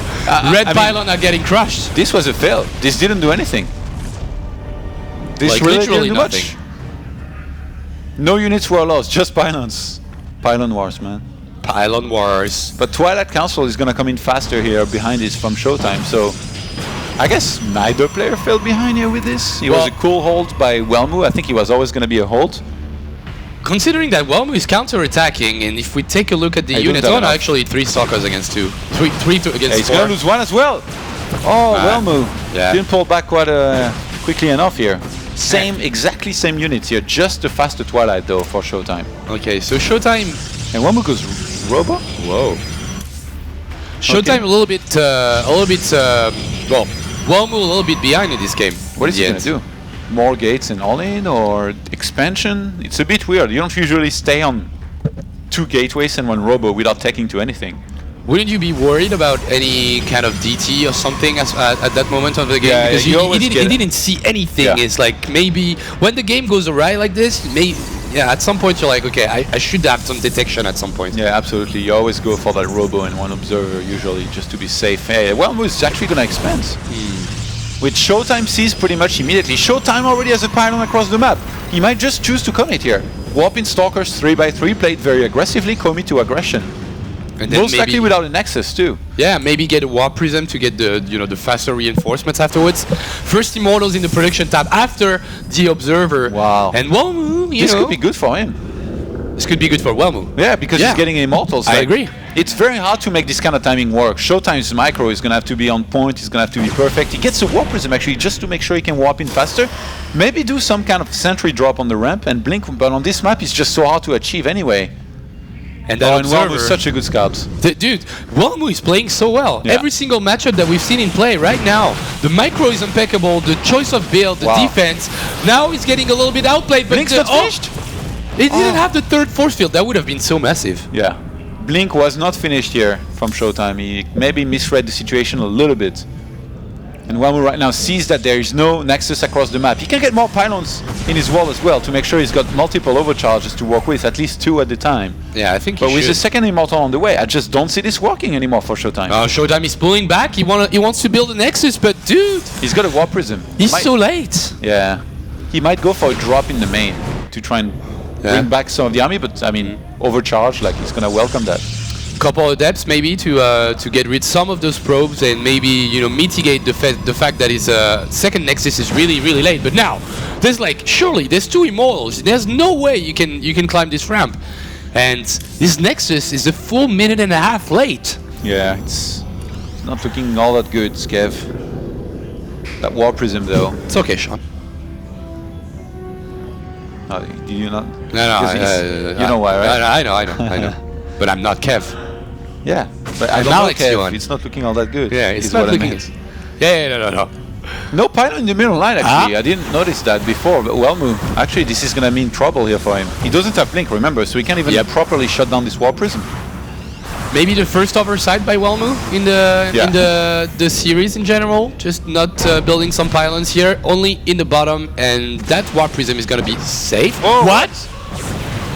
What did he do? Full Todd. He went full Todd.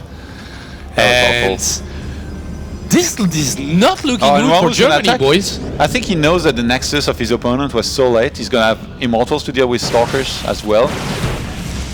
Hello. Okay. Is he gonna? Nah, he's not gonna bait. It's like overcharge. He's not gonna bite. Wellmo is not biting. I think Showtime's about to die here. I don't know if he can hold this back at home. Oh. There is gonna be a single overcharge. The second pylon was too late. He needed more pylons.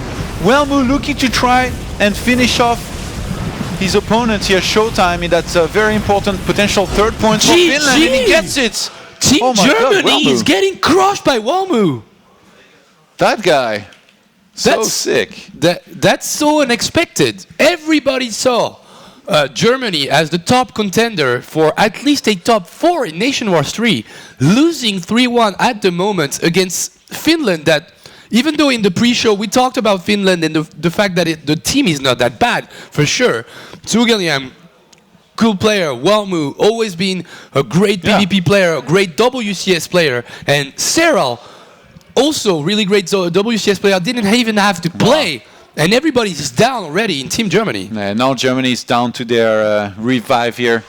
They've got one last player that's going to try and attempt to beat Wellmo, Zero, and then 1 revive from Finland. That's going to be really hot. It's going to be so hard. And it's so shocking to see Germany might go to the losers match. Because everybody had this in mind. Korea is going to come, crush faces, go first place. Germany, second probably best team in the world after Korea is going to take second place. In the winners match though. But you expect a Germany-Korea, for sure. You expect a Germany-Korea in the winners finals. But it might not happen. It might not happen. It's going to have to be a full-on comeback. And who has the potential to do that in Germany? Probably Showtime, right? Yeah, maybe TLO, but I'm thinking Showtime a lot more so here than anybody else. PvP, though, he might not be confident with his PvP, especially after that last game. Maybe TLO looks back at his game, he's like, all right, I tried something a little bit too goofy this time around. I'll do it safer. Keep in mind, there's Cyril coming out after in a Zerg versus either Zerg or Protoss. So they already need to be thinking about this. So Germany, a very important decision here. I really don't think they want to go down to the losers match, because then they would have to beat the loser of Korea versus New Zealand, and then beat whoever loses in the winners match today. Obviously, that will be played tomorrow. It would be a terrible result for Germany going down against Finland once again.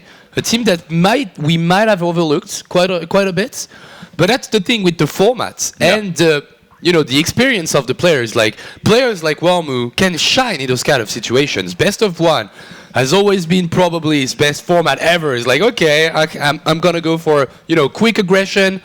The map is not going to be set in stone before, so I'm going to be playing against someone that I probably don't know before. So it's a really great format for him. And so who are you thinking? I think you have to go with Showtime. I think so too, but like I said, I think there is a slight chance TLO comes out as well. Yeah. Hero Marine, I don't see it happening. Probably Showtime because, on paper, he's got the best raw talent, raw skill at the moment. So gets another chance at PvP. I think in PvZ it'd be decently confident against Cyril, and then there would be a revive. So maybe quite a few PvPs today. I don't mind. All right, is it Showtime, TLO, or Hero Marine? Who is it going to be? Showtime comes out. Okay. All right, he wants a chance at redemption here. Exactly. I was about to use that one-liner, but then you started it. I was like, okay, he's gonna say it, man. But maybe. For now, it's best of three. That starts a little bit between Wellmu and Showtime. Second game in a row in a PvP, and first game, weird map, weird openings, perfect defense by Wellmu. Some silly mistakes by Showtime. Arena doesn't count. Yeah, it doesn't count. That's what I tell myself every time I lose a PvP or a game on this map. You did lose to Imre on this one. I remember he used the one base liberator tank build. But I played like 200 games in ladder since that. Yeah, and now you would crush. You would crush him. Yeah, I agree. But as you know, we've been through 4 games, so every 2 games we do a tiny break. So that's what we're gonna do. And please don't leave. Just stay around. We're gonna have a cool PvP between Wellmu and Showtime for the second time in a row. Don't go anywhere. Hello everyone, welcome back to NationWars 3. And today has been a bit of a special day because Finland are 1 game away from beating Germany, and Wellmu's decided to come play some good high-level Starcraft, Drogo. Yeah, it's amazing, honestly. Because if you ask me, the only hope of the Finnish team was Cyril. Because he's my teammate, I know him, and I know he's a beast on Legacy of the Void, but we didn't even see him yet. Wellmu is here, and Wellmu is bringing it up. He is. He's playing very well here, Rotti. 1 game away from eliminating Germany from today's games and pushing them down to tomorrow to play the loser of our next match. Yeah, and I find the bizarre thing as well that Germany has such a depth, has a lot of depth in their roster, and every single race is represented. So to go up 3-0 against a nation like Germany means you played every single matchup, and I find that even more impressive. It's not just off the back of his PvP or the back of his PvZ. He won a PvT as well with a pretty unique style. I must say the first 2 games, I think he just played very well. I think TLO maybe had a wrong approach against the way that Wellmu was playing with the prison and all the gates. Like it was a little maybe too fancy to try to go with the banelings. It can definitely work. Central Protocol is not a map where 2 force suits are going to block out banelings. So I could kind of understand the idea, but I think maybe there were better ways to deal with it.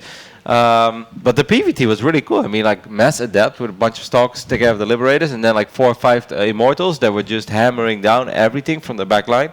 That was awesome, and I must say that last game, the PvP we just saw, I found that really bizarre. Like, I didn't like Showtime's build that much because I feel he's putting himself in an unnecessarily difficult position where he pretty much has to do damage. Then he finally did find an opening with his War Prism, and then he just misclicked. I mean, there was one very unfortunate misclick where if you send the Prism back into the main base and Photon Overcharge and Stalkers is still there, you lose a Prism and 4 adepts. I mean, on 1 base, that's over. But honestly, like maybe I'm wrong because Showtime is like an experienced player, but I felt like Showtime was nervous in that game. There was a lot of misclick because like Showtime in Europe is feared for his PvP. He has like win rates where he has like 1 losses and 45 wins, stuff like that. Really? Wow. So this guy is just completely understand PvP, but in this game it didn't matter. I mean, Arena is a very unique map, though. It's a map that plays out pretty different than almost every other map. The opening with the pylons was maybe a little bit weird as well. Didn't really get a whole lot of value out of it. Must say, we're gonna give credit where credit is due, and Welmo handled that like a champ. He just looked at it, it's like, well, if you want to build a couple pylons in my main base, that's fine. You know, I'm just gonna do the same thing. Photon overcharge as well, and I got double gate. We'll take it from here. But it's mostly Showtime's decision not to expand early. I think that made it really dicey for him, and then obviously the Prism loss was the end.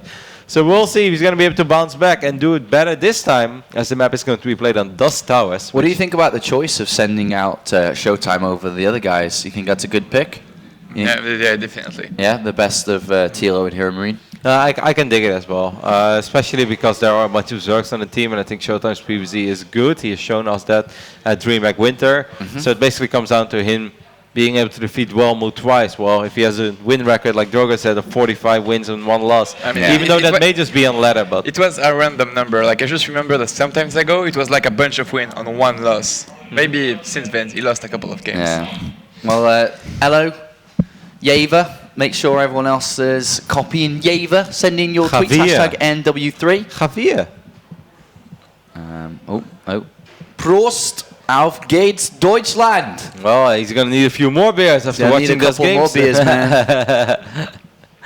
Go, Welmo. Time to crush it for Suomi once again. And he's playing very well. That's a massive clock, by the way. 3.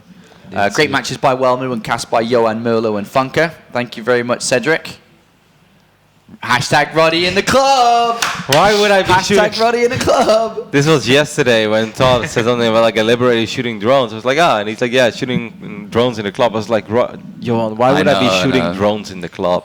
And here's another German flag and German support. And they're going to need it. Currently down 3-1 with Welmo performing better than anyone really expected to see today. I think that's the best addition we have to NationWars. Just bring up random tweets throughout the entire broadcast. Yeah. Like the fans actually make the broadcast, guys. We just sit here, but we have so much additional content to show you just because of all the people at home showing us funny images and little gifs and stuff. So we're just waiting, I believe, until Showtime. Showtime can't join the game for some reason. Yeah, Showtime has some problems. Like, you know the game ready bug? Which apparently happen half the time it tries to queue up for a ladder game. And the worst thing is that he loses ladder points every time it happens. Oh, really? Yeah, it's truly a curse. So apparently it's coming into play a little bit here when he's having trouble turning the lobby. Just can't enter the game. So we're just going to sit here for a little bit more, Roddy. That's all right. Finds out a way. It builds up the anticipation for a great PvP. So what do you think is going to happen then on Dust Towers? I think Showtime is going to do the same thing, but I think he's going to expand a lot quicker, which is kind of what you want to do. Like, this is not a map where you want to stay on one base. That would just be ridiculous. You've got a pocket expand, so use it. You enjoy PvP on here, Drogo? Yeah, this is a pretty cool map for PvP. The field is kind of easy to defend. Maybe, like, the thing is that taking a 4th base is also really easy. So really often, you know, like, we're starting to get familiar with it. You get Disruptor, then you get one Oracle, then you get Tempest. On this map, it happens pretty often. And I'm not quite sure what's the best play, you know, in that situation. It's still not really figured out what you're supposed to do once you have a lot of Tempest. Go back to Stalkers, of course. It goes full circle, Drogo. It always does. So is Stalker Disruptor pretty much the only core composition you can build in this matchup? I'm not quite 100% sure about that, actually. Yeah. What have you experimented or played against some other mixes because, of units? Okay, this is me telling me Ladder's Adventure right now, so take that with a grain of salt. But on map like Duck's Tower or Orbital Shipyard, do you know who's winning a lot of PvP in Europe? You. No. Lobo. Neeb. The American player, what he does he opens Phoenixes with a lot of pylons. And then you just like buy times for Carrier just because of the defensive power of Void Rays and pylons. And then once he has Carriers, you lose. I played against Neep a couple times on NA. Yeah, you should like it. He's making a lot of Phoenixes. I know. Yeah. Roddy likes his Phoenixes. Loves his Phoenixes, actually. Yeah, so your favorite unit, would you say? Yeah, for sure. It's just a fun unit because it makes me active, you know. It doesn't feel like I'm sitting back and waiting for a big army. As soon as I have my first Phoenixes, you fly around the map and it makes you feel like a really active player. you push yourself a little bit when it comes to multitasking. You know, you want to spend the energy over and over again. So I feel it's a challenging unit. I feel like you'll never stop improving using a unit like the Phoenix. Yeah. What's your favorite unit, Drogo? The Blink Stalker. The Blink Stalker? It used to be the Sentries, but now it's the Adept. The Adept Really? is your favorite unit. You prefer the Adept over the Blink You Stalker? can, I don't believe you it. can literally be rank 1 Grandmaster only making Adepts. You know that, right? I mean, I think that goes I don't know for... about that, Drogo. I mean, that goes for many units, You can right? get pretty close, though. I think like if you're very good, if you're like a player that's like top 20, top 30 GM, I'm pretty damn certain that there is a key core unit in every race, every matchup that you can make to make You know, it to the GM. Roach, the Marine. Yeah, the just Adept. because your macro is so good and your ability to deal with stuff early on. Okay. Showtime's finally gotten his game sorted, so we are going to go into this map now, and it's a very important one because if he isn't able to win, his country must play tomorrow in Elimination Day. And, well, he's got a lot of work ahead of him. Down here is that very man representing Germany today. It is showtime, baby. They probably did quite a bit of homework for Korea and not at all for this nation, and in particular for this man spawning on the right top side of Dust Towers, who's of course a Velmo representing Finland. But he's letting Germany know, like, guys, second place might be alright. Well, let's try to get there first. You ain't even close yet. Yeah, Korea is scary, but we matter too. So Welmo is building the pylon at the ramp, which tells me he wants to go for Nexus first, because we've seen that before. You go Nexus first, and then you wall the ramp if you scout any kind of proxy gateway's action. Or just a double gate opening. Or really fast adepts too, that works. So yeah, Nexus first versus gateway. This is not like what you would call a build order win for Welmo. This just plays out kind of different. What do you think is the best opening against Nexus first? Proxy gate? Really? Yeah. Okay, but let's eliminate that option. Let's say you're going for a standard one gate, fast expand, and then you scout your opponent. He has Nexus first. What do you want to do to catch up? Is there something you can do, or does it more come down to the technology later? It kind of depends at how many gates the Nexus first guy is making. Like real often, they will go double gates, and then making, like, for example, double adept, then double stalkers. If they do that, it delays the tech quite a lot, so you have to act accordingly. But in this situation, Welmo is staying on one gate, so maybe Showtime wants to be a bit aggressive. Maybe boosting a lot of adepts, maybe making an oracle. Yeah. To abuse the fact that there's not going to be that many units for. But he only Welmo. has a single gate himself, and there's a second gateway on the way now, so I don't think you can just be aggressive, right? Because if your aggression doesn't do anything and your opponent already has a better economy, aren't you putting yourself behind that? Well, I mean, as you say that, Welmo had it at second gate, and I strongly believe that trying to be aggressive versus a two gates opening, even after Nexus first, is just gonna put you behind. So, if I was Showtime, I would maybe try to take really fast. But yeah, that's what I mean. Yeah. I feel like that would be the better choice, because if you invest in units right now, it's gonna be difficult to get a lot of value out of those units. There's also a lot of dynamics in PvP that are still not quite figured out. Like, for example, do you try to make defensive stalkers or a lot of adepts to try to be aggressive? There's a lot of cool stuff you can do with just random adepts timing in PvP. Even though the guy has like 3 stalkers, if you come in with 3 adepts and 1 oracle, you can still do a lot of damage. I kind of feel since Blind Stalkers reign so supreme in PvP most of the time when it comes to mid-game scenarios, that the better and the faster blink you can get, the better it is for you, right? Like, you get a couple of stalkers out, you have a little bit of map control, and then from there on you can just take the rest of the game. No, not exactly, and that's the thing that's really interesting. For example, if someone rushes Blink and his opponent goes for Robo first, then Blink, what's gonna happen is that the guy that goes for a really fast Blink is not gonna be able to do much with his Blink Stalkers, and then when they enter the mid-game, the guy that opened Robo first has 1 more Immortal, so in theory he has a stronger army. But I mean, just because he has a strong army doesn't mean he can attack you. Yeah, but I mean, when he's gonna move out in the mid game in 3 bases, he's gonna have a slightly better composition, you know. Yeah, but 3 base is pretty far down the road, right? Yeah. So we see 2 adepts from Welmo moving out. Showtime doing the smart thing, trying to catch the. I would let this Shadow ability finish, and I think these adepts will be able to do quite a bit of work. There is one pylon here, but just use your Shadow ability again, and already getting 3-4 workers. That's a great start for Welmo. That's really good for Welmo. I feel like Showtime did a bit of a mistake here. What you wanna do versus adepts is to really catch them in the middle of the map, so that if they shade, at the end of their shade, it's not gonna be in one of your mineral lines. That's the main thing. So Showtime went out with his stalkers, but he wasn't far enough. So the shade, like the adepts, were able to shade into the mineral lines, and then it spells trouble for you. Welmo's so playing so well today, and he's gotten himself a nice early lead. He's doing the thing with Robo first and with a late blink. So pretty defensive play, especially after you try to suicide to Adepts. I mean, if I'm Velmo right now, I'm feeling pretty good about this game, man. I went Nexus first, I killed 4 or 5 workers. Yeah, definitely. Now Showtime is making an Adept. I'm assuming this is to get a scout on the third timing of Welmu. But this is a bit costly, because this Adept, I don't feel like he's gonna do much in the mid game. But this is one of the things in PvP. Before, you used hallucinated phoenixes to scout around. Now you can't do that anymore, so scouting the third, you need either an observator, a probe, or in this case, an adept. Is it just because the gas matters that much? Wow, that's interesting, by the way. Charge is going to be the opening. Really interesting. That kind of gives me the idea that he wants to go for a very strong 2-base push. Maybe with 7 gateways, Kev. He might drop a turret Nexus, but he definitely wants to fight. Oh, the Adept gets in. Before the armies are messy. Yeah, but like, scouting this is okay. It triggers you up a little bit, but you're not expecting charge. This is such a well build to do. In Into the Swarm, he was one of the big fan of going for Immortal Harkon instead of Colossus, on being aggressive timing. Yeah. Kind of converted me to it, actually. And now again, Legacy of the Void is apparently wants to show us that it's still possible to do this kind of thing. Well, we've seen additional gateways coming in now for Showtime, and this is going to be an interesting hold if he makes it. Temporal Archives down. Can he hold? I mean, he's got a lot of pylons, he's going to have a lot of charges on the front, he's got another Immortal in play. This is gonna be a tough call. Like, Showtime right now is probing, and usually you don't need that many pylon to handle any kind of pressure, but this, he might need more pylon than usual. I have never seen that before, I'm really happy to see. Like, I want to see what it's gonna turn out. Apollo and Rotterdam getting excited.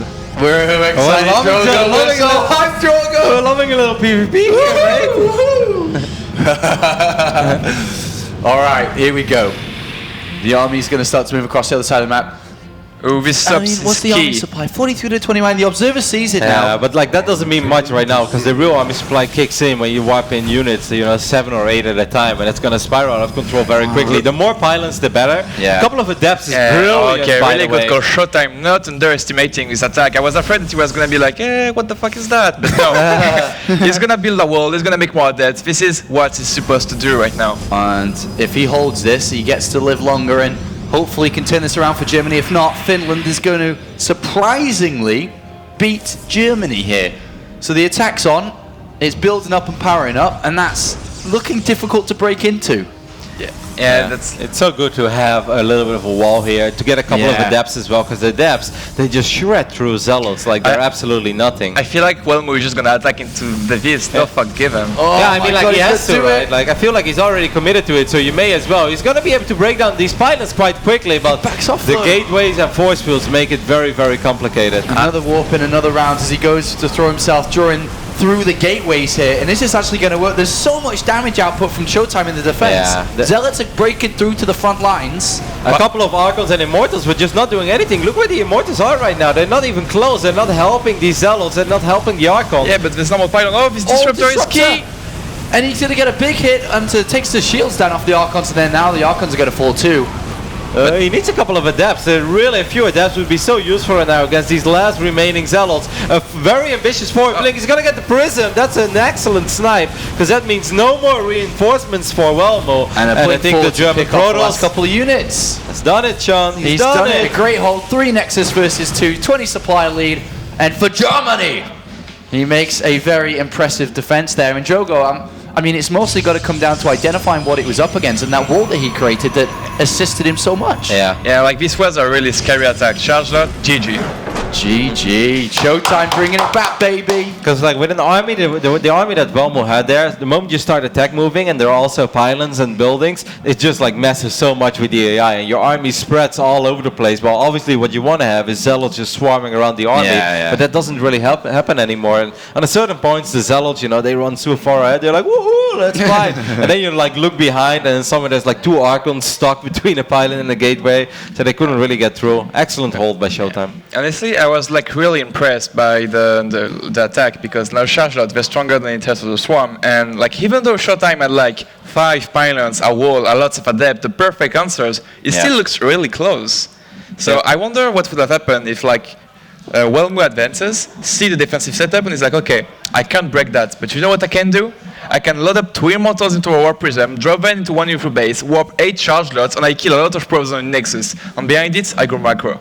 Yeah, but that's of course that is a move, but there's a bunch of blink stalkers out on the map, and if they blink forward and they kill your prism, then you just committed 3 Immortals and 8 Yeah, zealots. but like in this specific situation, he doesn't have the info that he was gonna do that. So I really feel like it would have been a viable move because it's pretty hard to anticipate this kind of warp in when you're really scared that I'll push at the fronts.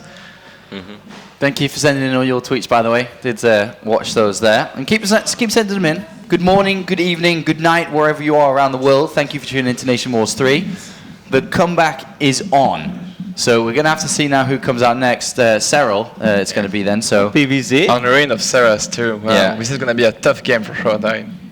Because Cyril is pretty good right now. Yeah, have you played against him quite a bit? Yeah, I've played against him in I was gonna say in PVZ, of course, obviously, but I mean, like his Terran is he's pretty a good random too. player. He's a Zerg versus Zerg again. Protoss. But yeah, Terran like expert. he still has really strong mechanic. And he's one of the every pro player has a good ratio right now in the ladder. But Cyril is like on the top. Yeah. Top thing of his ratio. I think you should check Grandmaster. It's like I'm gonna have a look now, actually. Yeah. That's Lambo. You're looking at Lambo's I just want to go to Grandmaster though. 1v1. Click here. Yeah.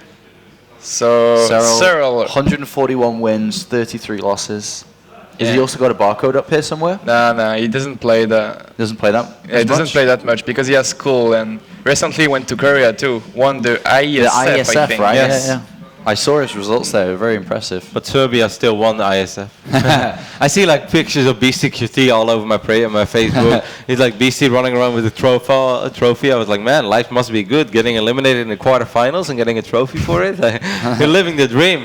ISF had, of course, a very unique tournament format for the people who may have followed it or not followed it. But basically, it's not just.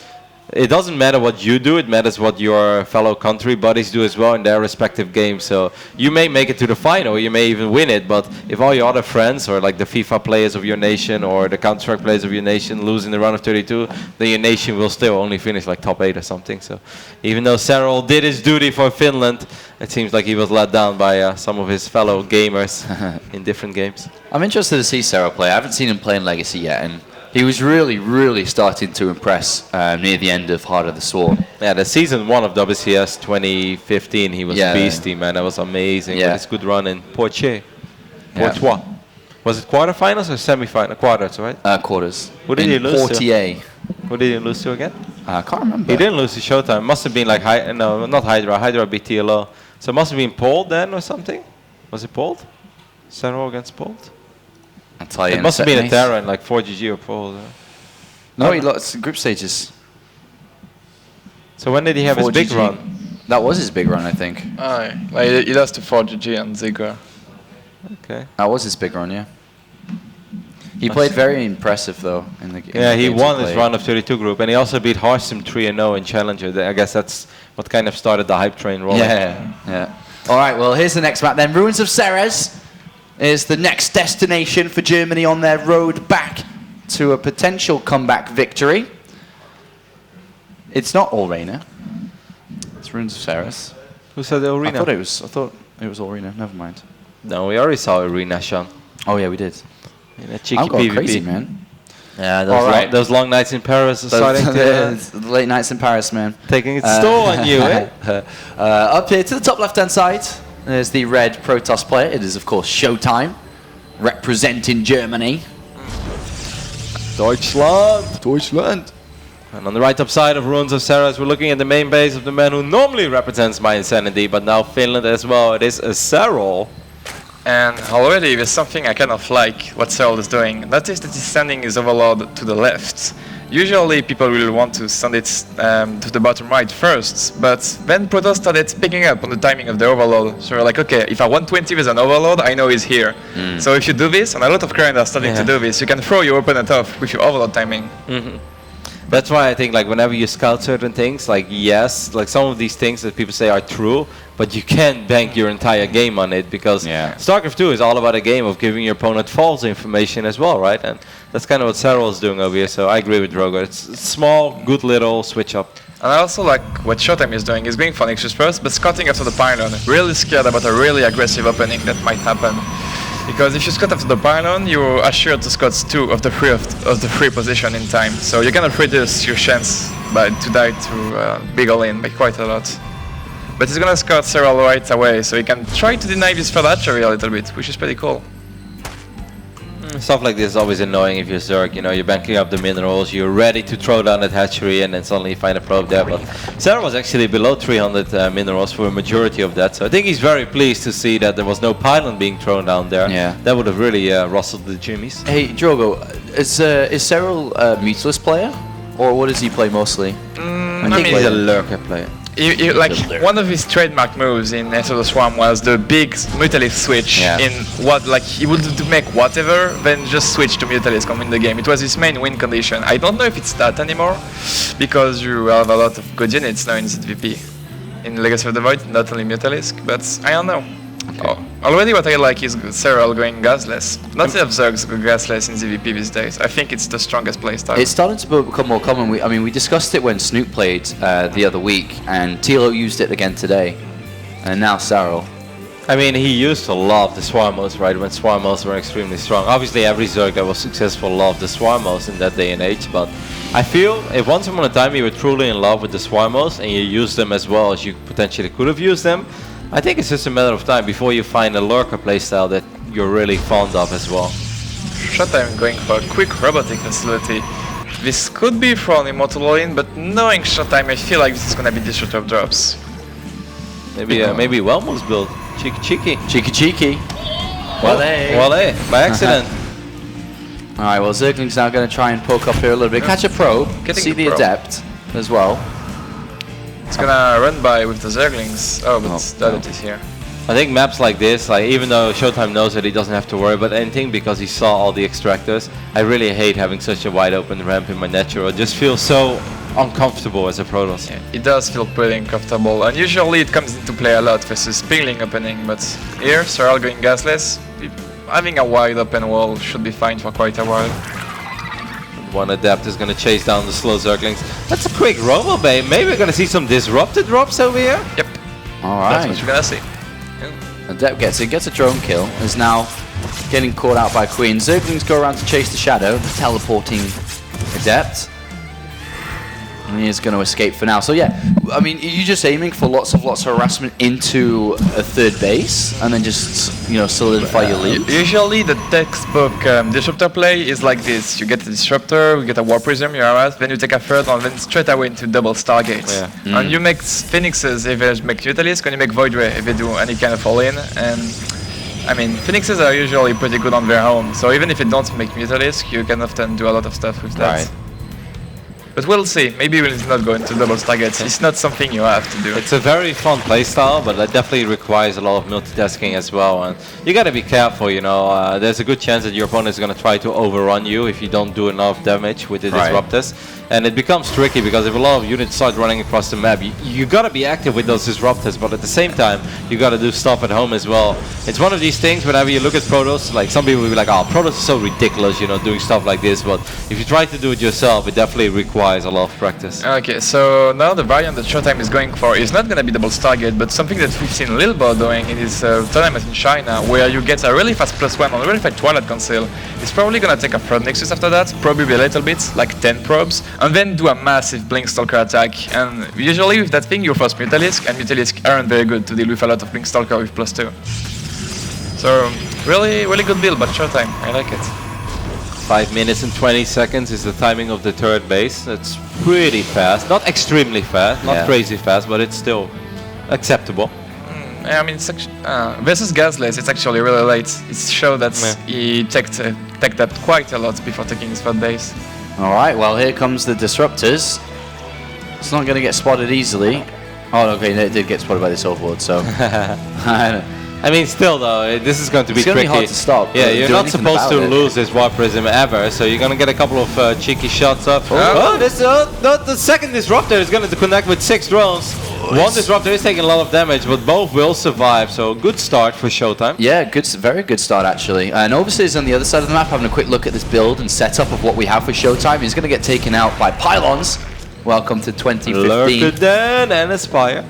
You can see that Showtime stopped probing, so he's gonna gear up for that strong. Oh, actually, no, 2 more probes right now. I love the cruise thread, by the way. That makes his life so much easier because he will always see the prism come in from miles away. Yeah. And this one. No, don't do that. Ooh, that could have been worse. Yeah, it could have been a lot worse, but at the last second he pulled away. Just 3 more, so still pretty good though.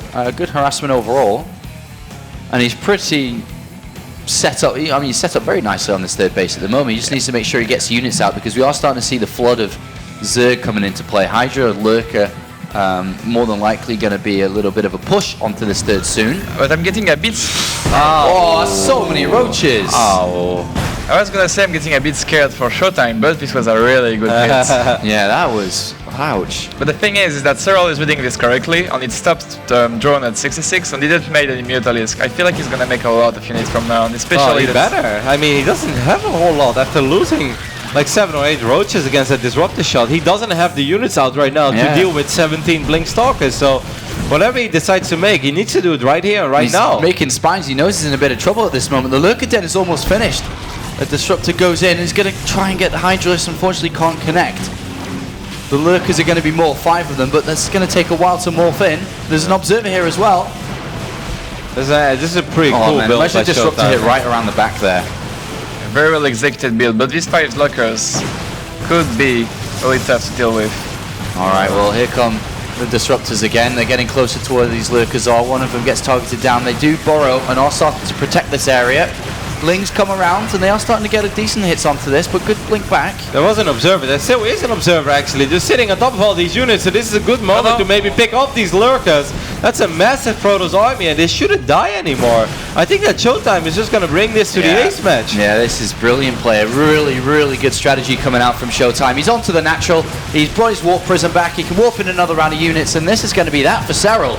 Unfortunately, Showtime turning this around. GG, excellence in the execution of that. And, you know, we saw at DreamHack how well he played against Zerg players. I think he beat Nurture 3-0, Blythe 3-0, or very close levels like that. 3-0? Yes. 3-1 maybe? 3-0, 3-1? I think it was 3-0. Yeah, so like super. Yeah, but really like for good. people watching here, this is a build you can copy. Yeah. Definitely. Like this is a build. Yeah. This is a build. Well, I mean, on the condition that your opponent is going also for gasless, you can copy this build like to the letter. Yeah.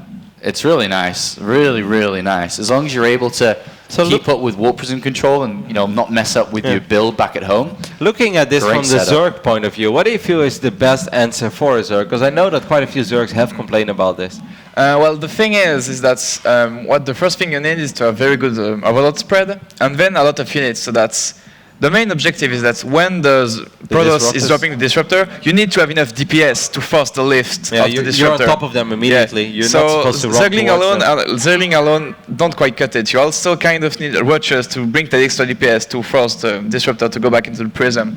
So when you have enough units, then the Protoss need to like come from weird angle, but they can do a lot of damage.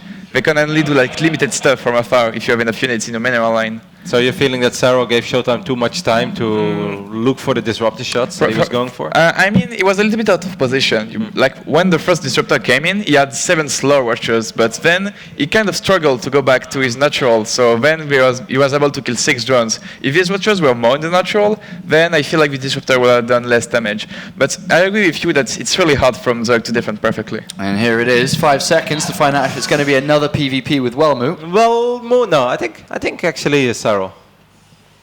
Yep, Cyril. I think he looked at that game and said, all right, you know, well done, but I could have done a lot better there if you did it against me again. I will have units in production or in position, and your disruptors are not going to kill 10, 15 drones. And let's not forget about the roaches, man. He took out first like 12 lings and then 7 roaches as well. Those were 2 massive hits. And also, maybe Cyril's confidence is coming from the map. I don't know what it is, but might be really Zerg favored.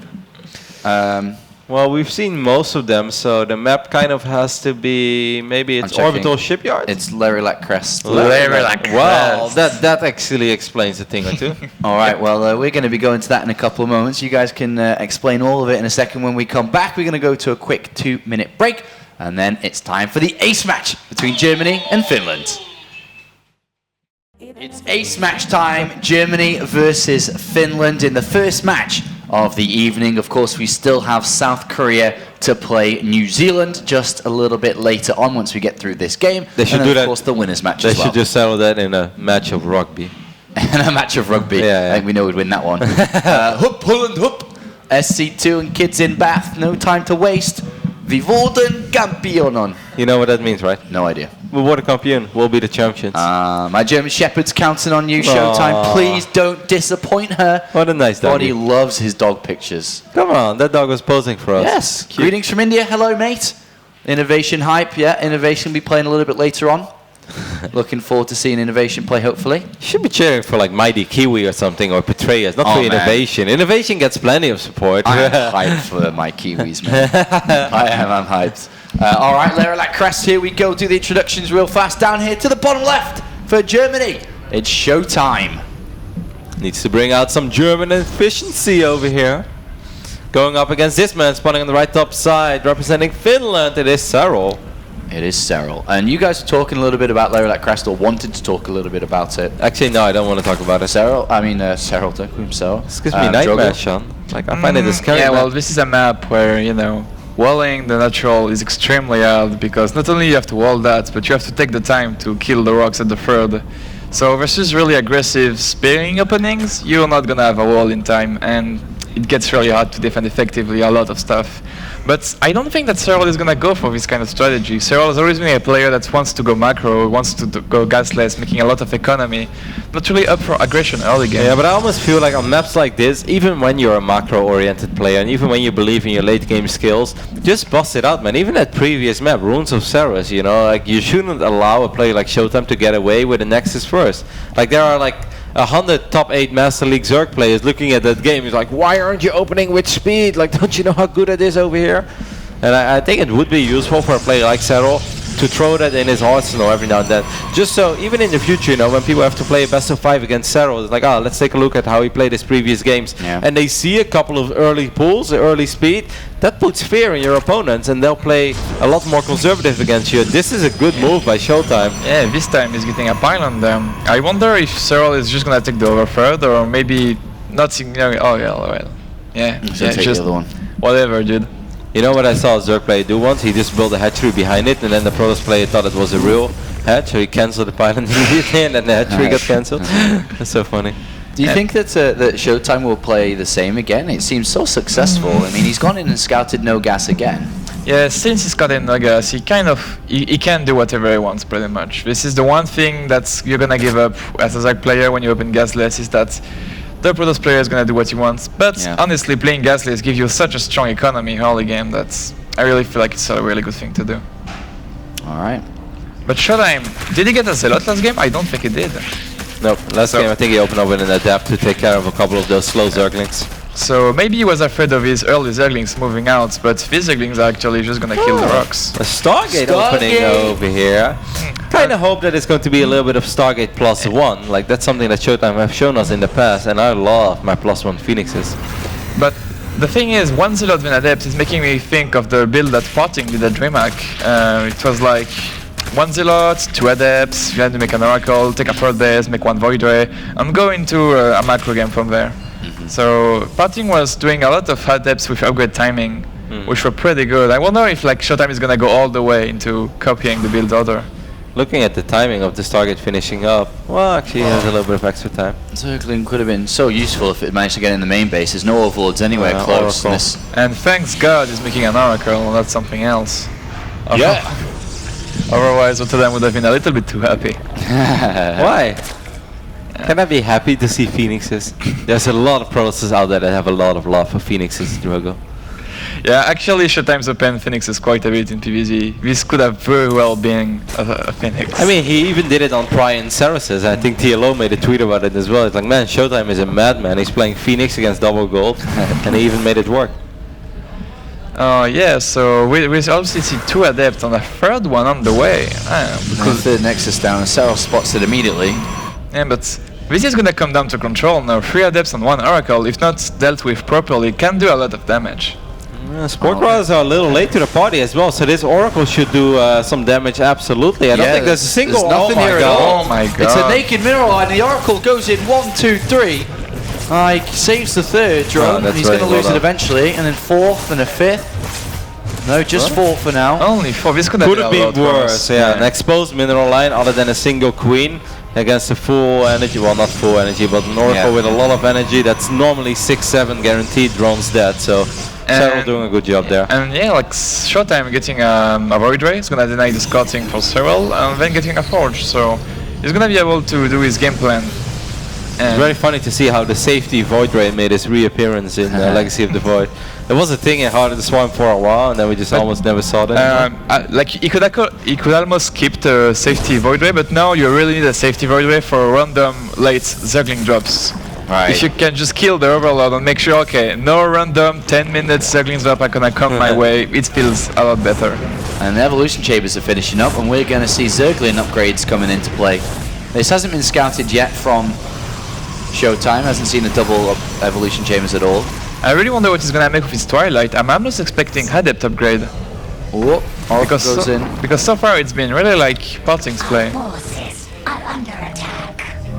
He threw down a Revelation. Did he see both Evolution Chambers? Just one? Just one. The Adept upgrade is going on. Loving it. So the main idea of the Adept push is not really to kill the Zerg. Like, you shouldn't die to a bunch of Adepts this late. But if the Zerg is too greedy, trying to throw them a Locker Den and Aspire at the same time, then the Adepts are gonna have a field day, going on from one mineral line to another and killing everything on their way. Yeah. It's one of those moments where like, you should be able to get a couple drones here, and then it starts with 7, and then suddenly it's 22, and it's like, he killed 34 drones! Zerg is so dead! Well, Hydralisk Den now been put down as well, and we haven't seen any more scouting from Showtime. He doesn't know what he's playing against. But does he care? Does he care, Drogo? There comes the Oracle, another Revelation, sees a bunch of roaches, a couple of spines. And Cyril creep spread is insane. It is really he always had insane creep spread, but this is scary to play against. Yeah, it's really his perfect placement of the tumors as well, like so they cover maximum. This is very efficient. It's not like a liquid creep spread, but you just have a shit ton of tumors. Yeah, it's just like 1-1, but they cover the maximum amount of ground. It's very well done. It's beautiful. It is, and it's continuing to push itself even further out now. For the first time, we're going to see Showtime move out with a bit of a force. And Cyril going for lockers with upgraded Zerglings. Double Robo on the way, by the way, for Showtime. He already has one, the War Prism in production, and the second Robo going down, while the Robo Bay is going down as well. How many roaches are we currently looking at? He should have more. Well, right now he's down in army supply, but eventually Cyril should have enough units to deal with this.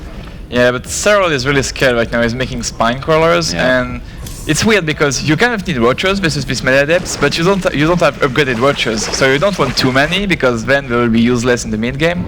It's really tough to for Cyril to find the right composition. Well, this is going to be a bit tricky to deal with. Warp Prism loads up and flies off to the right hand this side. This is awesome, actually. And if these links can get a cancel over here on the fourth base, those are the small things that you really need to start getting going for yourself. +1 Zergling should have absolutely no issues taking down this Nexus. And these adepts too, actually. This is quite a big blow for Showtime. And the creep threat makes it so scary for Showtime to truly commit, right? Like, how far do you want to step on creep before you get swarmed? Oh, he's in the middle, trying to clear some of it up now as an observer comes in. Got 3 drone kills, also sees the Lurker Den finishing up, picks up 2 of his adepts, going to put them back into the main base while pushing up the left-hand side, notice. And the attention is fully inside the main base of Cyril, and Showtime continues to push towards that 4. There's not many units here. Can he get the archery? Well, he's gonna try for it. How many Hydras are we looking at? Forces will go down, but I think Cyril's doing a good job so far in buying time. But how much time? Wow, he's actually gonna keep it alive. Yeah, well this is done. insanely scary for Showtime. Going for the archery kill would have been way too risky, in my opinion. Yeah, and he does play it more conservatively, backs off, wants to try and get that 4th down, which did get cancelled again. Yeah, it's gonna take a while now. Showtime with 1,500 minerals in the bank in this very important ace match. This creep is almost at the 4th. Yeah, yeah, like this creep is the main strength of Cyril right now. Like his composition isn't that scary because like Showtime already has a lot of disruptor to deal with the lockers. But this creep, man, makes the game so difficult for Showtime. This is a big game for these two. The winner of this goes to the winners match. That will be played a little bit later on. Another load up here from Showtime. There's a good chance you'll get a shot against Korea, which of course, you know, it's a big opportunity to truly make an amazing statement. 2 Hydras are gonna get killed by adepts. Yeah, they will. Careful with that. Drones are also gonna get killed by adepts, and that queen as well. I have met the end. They have met the enemy. So right now Cyril is going for Hive Tech. The transition from here is most likely Ultralisk. Yeah. And once Ultralisk are on the field, I feel like his adepts are... Wow, nice catch here. Nice little bunch of free units. Lings again on the 4th though. Wow, if you can get another cancel here, these Zerglings are well upgraded. If they can do it, Disruptor is not going to save the day. Wow. Another cancel. This is really hurting Showtime. He needs these gases and he needs this mineral line because his main is almost running out. And he's back into the middle of the map with his army again, trying to clear this creep up. So the Hive is halfway done. We've got 2-2 upgrades already on Zerglings and, well, potentially Ultralisk later on. Yeah. That's a lot of Zerglings in Overlords, by the way. There's plenty of Lurkers here. How many Disruptors we're looking at? 3 or 4? Does he have an Observer here? Oh, God, you gotta be careful. There's a bunch This is of gonna Lurkers come there. down to control, but this is a lot of Lurkers. It's just, wow, good move there. Yeah, sick micro from Cyril. This is really difficult to do. on the 4th again. He's gonna be able to get it again, probably, because these Zerglings with 2-2 upgrades, once again, they do not respect Adepts, man. The disrespect is so real. And that's the strength of Zerglings, because Showtime is so scared of losing his army. I think he's gonna get it again. No way. He's stuck on 3 bases. And this is because also Showtime is so scared of getting engaged aggressively that he has his Motorship Core with his army. If he had his Motorship Core on his 4th base, he could just overcharge with Spylon and he will have a 4th by now. So he has to make a choice, but I don't think his choice is paying out. But once the Ultras come into the game, you can't combat them. You actually just can't fight them, really. And it's so good. Look at the amount of Zerglings, by the way, that are about to be dropped in Showtime's main base. These are very scary links. And also, Showtime is mistreating this, is preparing for Bloodlord transition, not Ultralisk with a second target on a fleet beacon. Which is weird considering the upgrades, right? Oh, there's a run by to the 4th too. I can't believe this is happening again. He's got 2 Immortals as well. I think this time the 4th will survive, but there should be plenty of Lurkers over here with a lot of DPS starting to work on this unit. Couple of Disruptor Balls will connect with Lurkers again. Showtime might finally be able to find something he can work with, and that is killing this 4th base. But at what cost, man? He's losing a lot over here. Yeah, and that Mothership Core is getting hit by a Spore Crawler right now, Kev. Oh, it's Mothership Core. Mothership Core goes down. Lurker's in pretty good position. The 4th base survived. Look at the HP. It's like 240 HP. Showtime is hurting. But that's the thing though, Showtime is keeping a pretty healthy supply lead. Where is Zotal's supply is? It doesn't look like he's ahead, but apparently he still has quite... Oh, he's making the upgrade for Phoenixes? Okay. He's worried about that. Does he think that Cyril doesn't have the money to go up to Hive? When is the last time that Showtime checked Cyril's main base? No, a long time ago. Like, I think he saw the Hive, but I don't think he saw it what. Like, I think he's making the upgrade preemptively. Oh, that's a lot of that Zerglings, by the way. Oh, he recalled! Okay, that's kind of cute. Hey, wait. Why did the Mothership Core have blue HP? Did it survive? No, right? Apparently it survived. What? I thought it was super dead. Super dead. Oh, and Showtime is making Phoenixes right now, but to be fair, like Showtime is still in the supply lead. Maybe Cyril, after all of his counterattacks, didn't quite get the army he wanted. He has 2k gas in the bank and no minerals. I mean, during all this, the Disruptor hits have been good, right? He always gets a Lurker here, a Lurker there, sometimes a couple of Lurkers, but I mean, look at that army. If there are 3, 4, 5 Ultras out, Stalkers, Adepts, Disruptors. Look at this creep now, though. It's completely gone. Yeah, there's just like scraps of creep here and there. Yeah. Pretty funny to look at. Oh, so Cyril is starting to make infestors, and that's the thing. I feel like once he will get enough infestors and maybe Vipers, while he will not have maybe the biggest army in number, his technology is going to be will He has free crackling. His upgrades, man. The upgrades are going to be massive. A fungal growth on top of all these Adepts and Stalkers, and Ultras will just rip right through that army. Wow, these links forcing a massive recall. They killed 17 pros. These Zerglings are insane. Oh, I'm happy to see quite a few these Immortals coming in. They're going to deal really, really good against these Ultralists, but the Vipers are the key unit now, right? But that's the thing. Like, you can still deal with an Ultralisk army really well as a Protoss player, but you need Innofalcon, you need Storm, you need Immortals. If you spend your gases on random Stargates, on random upgrades for air units that are never going to be useful, your army is not going to be good enough. Well, he is now getting down the Templar Archives. Yeah, he needs a Templar Archive really bad. He has a lot of gases. Honestly, if I was Showtime, I think he's gonna do it because he's a really patient player. I would just chill, get Hawkins, get Storm, and try to get a good army, because with Disruptor and Storm, you can make a lot of stuff happen. He's so stuck on 4 bases though, don't you feel it's gonna be very difficult for Showtime to get a 5th ever? Well, I mean, his prop count is so low that I think it's fine to just try to get a Doom army on 4 bases and then going from here. Yeah. Because I think we're gonna see both players chill, trying to spend their gases. These ultras though, mate. 3-3. I think Showtime's, you know, in a pretty decent spot with his army at the moment, but I'm so scared of the combination of fungal growth and the blinding cloud, which could just destroy everything, and then the lurkers coming in too. I really like Cyril's position. I love his position. That's the thing. Infestors and Vipers are scary, but if you have 8 Templars with full energy, you just click on everything that's purple, and then you win the fight. I mean, of course, Disruptors can always turn it around, because actually if you get like 4 Disruptor shots and they connect with 3 or 4 Ultras, those Ultras will melt too, but that should not happen. Don't you think, like, maybe he should have got a... Well, I guess he's kind of money starved, but a Dark Shrine to deal with these drops and links? Yeah. That Cess's Ward finally came into play. It's been there for like 9 minutes. Dark Shrine is always a really useful tool in the late game, because this double crackling drop... Here? Like, what exactly can you... You can't, almost. You have to... Well, you kill the Phoenix is coming to use. Yeah, I mean, they got quite a bit of energy, so that's plenty of lifts, boys. Oh god, this army though. Oh, I'm actually really nervous for this fight. This is going to be a big fight shortly. I mean, this is pretty freaking awesome, man. This is game 7 of this NationWars between Finland and Germany. It will all come down to one final massive engagement of very well upgraded armies, but I love Cyril's army, man. You have lurkers, you have infestors. He recalls out into 5 lurkers here. Yeah, he gets a couple of disruptors, not bad. At least one. Like, to win this game, Showtime needs to win the fight convincingly, and then immediately start making Phoenixes, because I can guarantee you that Cyril is gonna remax. Yeah, look how much money Cyril has now. I mean, he doesn't have a Spire. Okay, he's getting it now. I'll guarantee you he's going to remax on Mutalisk. Oh wait, once the Spire's done. Once the Spire's done, he will. Okay, that's a lot of Immortals. We're looking at like 8-9 Immortals now. I think if I'm Sarah, I will always just counterattack over and over again. Yeah, definitely. But one thing that's scaring me a little bit is that Showtime is making Archon. It's crappy games, you know, and when you don't have a lot of money, getting Templar, you know, never feels good, but I really feel like he needs a lot of feedbacks to win this army effectively. I mean, he has very little minerals, but he has a lot of good. He needs to cancel. He doesn't cancel. Losing 400 minerals in this phase in the game is pretty deadly, because Showtime is pretty much down to 1 mining base. Yeah, poor Showtime. But he still has a strong army. Like, you shouldn't underestimate like all of his Immortals on these Disruptors. Maybe activate a couple shields. And Zergling in the 3rd base, this is never gonna end.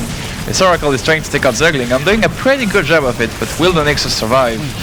No, I don't think so, man. These Zerglings are ridiculous. Crackling are ridiculously good. It's running around doing all this damage. God, how many Nexi have been cancelled this game? Like, I feel like we're looking at cancel number 7 or 8 over there, and he also sniped 2 of them. Alright, is he moving down here? Showtime is enough. I don't know. Fungal? Lightning Cloud? You really shouldn't engage here. No. Maybe try to get a couple of kills with his Disruptors, but not engage. I would love to see the Disruptor shots connect with, well, a single infested so far. Oh, is it? Oh no. The skill that Mothership for. It should not be there. It should not be there providing vision like that. Yeah, it's gonna die. 2 infested Terran. Can you recall while being fungled? Yeah. I have no... I'm pretty sure you can. I'm trying to remind myself of all the Ramos game I played when I wanted to recall my ownership. I think you can, but I'm pretty sure you can. Yeah, pretty sure.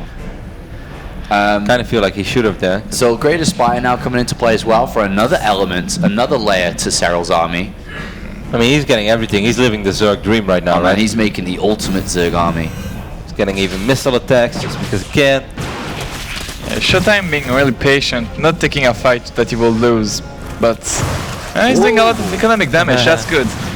Like, to be patient, you also need to prevent the economy of your opponents from going up. Yeah. But these 2 lurkers are gonna deal with all of the harass that's gonna come pretty effectively. I love how active Zero has been with his Zerglings, man. He's playing so dynamic, and I think he's gonna be able to get another Nexus over here. Yeah, we see a Dark Shrine in production. I think this guy should have been here sooner. Yeah. I can't so sick. Nexus, the Nexus sniper, Cyril. I want to have a Nexus counter. Can somebody put one together? Because that was Nexus number 8 he's or 9. Gonna be down here, and he's gonna try to take this off this base. Yeah, I guess you could time warp. Blinding Clouds and Fungus. A couple of good feedbacks there. Good feedbacks. He's gonna pull a couple of Disruptors, but I don't feel like Cyril can engage in here. You should just wait offside. But is the army trapped? Is the army like super trapped? Well, yes. It was a power ship, so you can recall. Here we go again. Cyril, he's relentless. Showtime is like, please, I'm attacking you, be distracted, or let me get another base, but Cyril is not having any of it. Okay, this Nexus should survive. Zerglings are good, but they shouldn't ever be this good. Cyril's making 7 Broodlords. What up? And Showtime is getting 2 Phoenixes. He has the technology to he has a few more Phoenixes than that, right? He has, we're looking at 7 Phoenix in total, and I do believe he has +1. Honestly, the Broodlords, I think he cancelled his Phoenix right now. Okay, well, he's not ready to fight yet. He can't be ready to fight. These Broodlords are going to shred everything. They're so well upgraded, the Broodlings. He's making 2 more Disruptors. He saw the Broodlords. I wonder how he wants to fight them with a Tempest. So funny. There's a burrowed Zergling right now on the right bottom side of the map, where Showtime tried to expand again, and Sarah's like, I'm so tired of cancelling your Nexus, I will just prevent them from going down. Okay, so Showtime's found himself again in this little area. Lurkers! Okay, they will get picked up because there is still one observer alive. Yeah, but this game is a really low economy game. My god, these Ranbys. Dark Temple are being warped in. I'm not sure where exactly, but Showtime has 1 Nexus remaining now, and he doesn't even have 400 minerals, which means that it's basically impossible for him to ever get another Nexus, because the only Nexus he has left is his main base. So he needs super long distance mining. So I think now he's just gonna go for it. All right, he's gonna go for it. The Broodlord's doing a lot of damage already. You just can't attack into it. You can't fight Broodlords. There's Infestors trapping them down. There's Lurkers underneath them. A slow and painful death. That's a lot of Dark Templars, by the way, that will be able to work their way through these Ultras eventually. But I guess the only option for Showtime is to somehow find the Broodlords a little bit out of position, find the Lurkers out of position. If I can kill these Ultralisk for free, Showtime could find the but no. And here are the Lurkers already as well. Great army movement by Cyril. Yeah. The Broodlords aren't quite here yet. That's it, man. There's just no money left for Showtime. He doesn't have money to build another Nexus. The only Nexus he has left is his main base, so long distance mining is not really an option, because that's taking it to the next level. He has to mine across half of the map. He has to fight pretty much immediately, but how do you attack into Broodlord?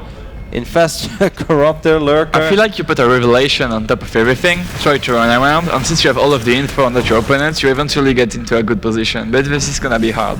128 army supply. I mean, how many Disruptors are left? Just 2? It's only, this is gonna take a while to kill the Lurkers with that. Yeah, and you can't really say slow and steady wins the race, because your opponent is outmining you, so on that moment you're sweeping leaves on a windy day, or in this case Lurkers. And Cyril just keeps with his Zergling. He's like, oh, you don't have any Nexus anymore, but you know, I can kill other stuff. Well, I mean, what do you even do with Showtime? You just he can't take the fight because he can't win, right? Dark Shrine is gonna Photon die. overcharge? No, doesn't even matter. This is a terrible way to be losing. There's just nothing you can do. I mean, I feel that Cyril's putting up a clinic here of how strong are Zerglings, 101 by Cyril. Like, if anybody had any questions of how can I use Zerglings still late game, well, Cyril just showed us, man. This was phenomenal movement. Yeah, he's taken down all the textures. I guess it doesn't really matter anymore. So he's got no money to do anything with anything. But here we see the army. Again, just so slow. There's only 8 Stalkers to deal with the Broodlords, and at this point, he's just got to throw himself. He's just throwing himself at him. There's nothing he can do. He doesn't want to take this fight, but he kind of has to, right? He knows the longer it goes on, the worse it will get for him. So Showtime is going to make one last-ditch effort for Germany. But I think we're looking at a very surprising result here in the first nation war of the day. He just can't stop the Broodlords. He's destroyed everything else underneath, but he just can't get to the Broodlords. I mean, the Lurkers are still there as well. Yeah, and this is done. Cyril's played an absolutely wonderful game here. He recalls back to his main Nexus again to be able to defend against these Ling attacks, but Cyril, what a performance and what a game. GG, Wale. Wow. Suomi, Finland. Very good. Finland through. And what a shared effort as well by Welmu and Cyril. This wasn't an all-kill. This wasn't a one-man show. Just an excellent performance by 2 very strong Finnish players. And Germany, I mean, we all looked at Germany as being such a strong team. I mean, TLO, Hero Marine, and Showtime's a great 3 players to have, but they lost to Finland here, and Cyril played really good. Really well today. Especially that last game, it was really high-level Starcraft. Yeah. The Ling buys.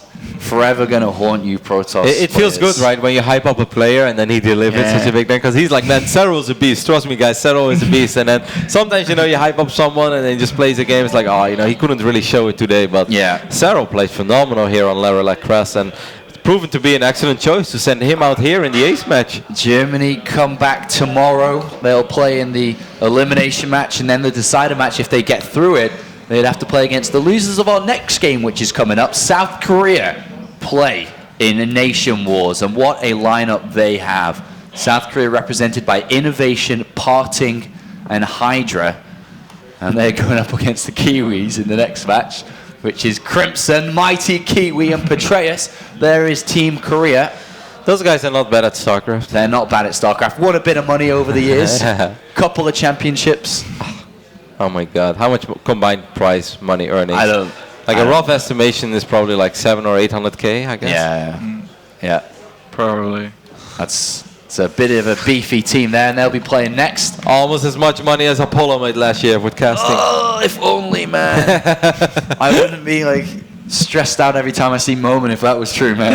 I know, Sean. Here's the predictions of what we thought this series would go down for Germany, Finland. Yeah, and look at that. Everybody sucks. Yeah, we all suck. I was on the Showtime hype train, a little bit more than on the Serral hype train, and sadly... I've seen it. Oh, Kev. We all... Just never lucky. Never lucky, man. Like, nobody was a hipster, too. That's a bit sad. Yeah. I mean, like, maybe if Todd was here, and Todd normally is like the one guy, is like, I'll predict the other thing because I'll finish last anyway. Okay, well, I mean, I'm gonna forgive myself and predict New Zealand to win versus Korea with a convincing 4-1. I'll kill Petraeus. Let's do it, boys. I'm excited to see the New Zealand boys play. I really enjoyed their games in the qualifiers. But it is a very difficult game against South Korea, obviously. We are going to go to the winners' interview in a couple of moments. It's almost ready, from what I've told. We'll be hearing some words from Team Finland after a very, very successful first match of NationWars 3. And, best of luck to them. If they escape this group, I mean, it's a great win to start, but if they get out this group, that is huge. I mean, imagine the trouble for the other three nations in this group. If Finland somehow beats Korea in the winner bracket match here, like that would just be the biggest upset ever. And then if you're Germany, you sit there, you're like... So we're going to beat Korea 2 to advance right now. I mean, of course, the Germans are probably not extremely worried. They'll probably look at it as like, well, okay, we didn't expect this, but it's a good wake-up call. We're going to take it even more serious next time. But they still have to defeat Korea, which is not an easy task, to say the least. Yeah. So it's going to be a cool couple of games to follow for sure. Do you think Innovation is just going to all kill everyone? I think Parting is going to start. I feel Parting is the type of guy that wants to start in NationWars. Parting wants to show, I think. To show off, Parting. Going to see some carriers, some Tempest, he's going to show everything, the big mothership, some fancy recalls. I can already see it happening. Like, I feel like Parting is probably approaching this like, oh, cool, expedition matches. Awesome. And tomorrow, remember, as well, we will be doing the draw for the bracket, so we'll see who plays who come 2016. The 2nd and 3rd of January is when the bracket plays off, the quarterfinals. And then ready for Olympia, man. January 13, can't wait for it. Sounds like the interview is ready, so let's go hear from Team Finland. But a surprising result. It is indeed, yeah. Finland played really well. I was quite surprised with the revival of Serral because Wemus looks way more confident. And Serral did well, so... Yeah. Who do we have for the interview? Oh. Welmu and Zhuge Liang. Did I say that right? Hello. Hi. Did I say Zhuge Liang right, or? Yeah, very good pronunciation. Oh, thank you. Well, what does it mean, actually? Well, basically, when I was little, my dad told me stories about this crazy general back in the Romance of the Three Kingdoms, and then when I started StarCraft, I decided to pick this name. All right, sounds pretty cool. Congratulations, guys. Welmu, you were definitely the key player here in this match. Did you expect going into it that you were going to be able to do this well? Like, you predicted a victory for your team. Yeah, I don't know why so many people thought that Germany is going to win. I think like I honestly thought that Hero Marin and Diallo would be, that we would win them quite convincingly. And then Showtime was a little bit of a problem, and it went close after all, but we won in the end, so that's nice. What was how did you make the decision to revive Cyril instead of you? Because you beat Showtimes once and second game was close. What was my PvP is like it's my worst matchup probably at the moment because I hate using disruptors. I never use disruptors in PvP. I'm still trying to do stuff like Colossi and because I hate how the unit works. So I had to learn to use disruptors better. So I wasn't confident in my PvP and. If Serral gets to the late game, GVP, I don't think he can lose at all. So yeah, I thought Serral is better choice. I wish my PvP was as good as your worst matchup. So how are you feeling for the rest of the group here? You will face either New Zealand or Korea later tonight after these two play now. Anything you're anticipating? Are you unstoppable at this point? Well, Korea is most likely coming. Way how to play them probably, so I don't really know how good Innovation and Hydra is at the moment, so it's kind of question mark how good they are, so let's see. I think we have actually good chance. People might think that Korea will win easily, but I think we are all quite good players. Yeah, I remember, didn't you play Innovation at a DreamHack this one time on like merry-go-round? You did like your Colossus Blink Stalker all in and you killed him? Yeah. Back then I had like I couldn't practice for 1 week before the DreamHack, so my play was a little bit sloppy. It wasn't really scary back then. Zhuge-Liang, any expectations from the next match? Well, first of all, I really love that my two teammates are really confident. I wish I could say the same thing about myself. But I guess I think. What? You almost won. It was close. Almost won. Yeah. Thank you. Actually, I played in the Kung Fu Puck Cup against Life. I think that was in Heart of the Swarm, and I was really sad because I think I got ahead in both of the games and then threw them. So let's see if this time I can control my nerves better against Koreans. All right. Any message you guys would like to pass on to the viewers here? Maybe say something in Finnish if you want to, or just the viewers in general. Torilla tavataan sitten Korea-pelejän jälkeen. 4-0 taitaa tulla. Ei mulla muuta. That sounds beautiful. It's surprising. Kyllä. Mä oon ihan samaa mieltä sunkaan. I don't know. Did you say something about your mother? No, I don't think he would. But if you did, it sounded great. Let me just translate that to the English fans. That there's this thing called Tori, where after the Finnish hockey team won the world championship, we all gathered, go to the city center and get drunk, and we will do that if we beat Korea today. Okay, if you ever do that, don't drink what Welmu gives you. He's evil. Oh no. All right, congratulations, guys, and we'll see you later for the winners match. See you in a bit. Thanks. Thank you. Two very nice guys, and a very big win for these guys. Yeah, it's quite amazing. They seem pretty confident about facing Korea. One factor we haven't mentioned is the time when the game will be played. It will be pretty late in the night for Koreans, and that can play. It reminds me of the old days, when they have to qualify at 4 a.m. for them. So you forgot that innovation is not human? Oh, good point. All right. Let's go and check in with our casters before getting started with the next match. Back to you guys.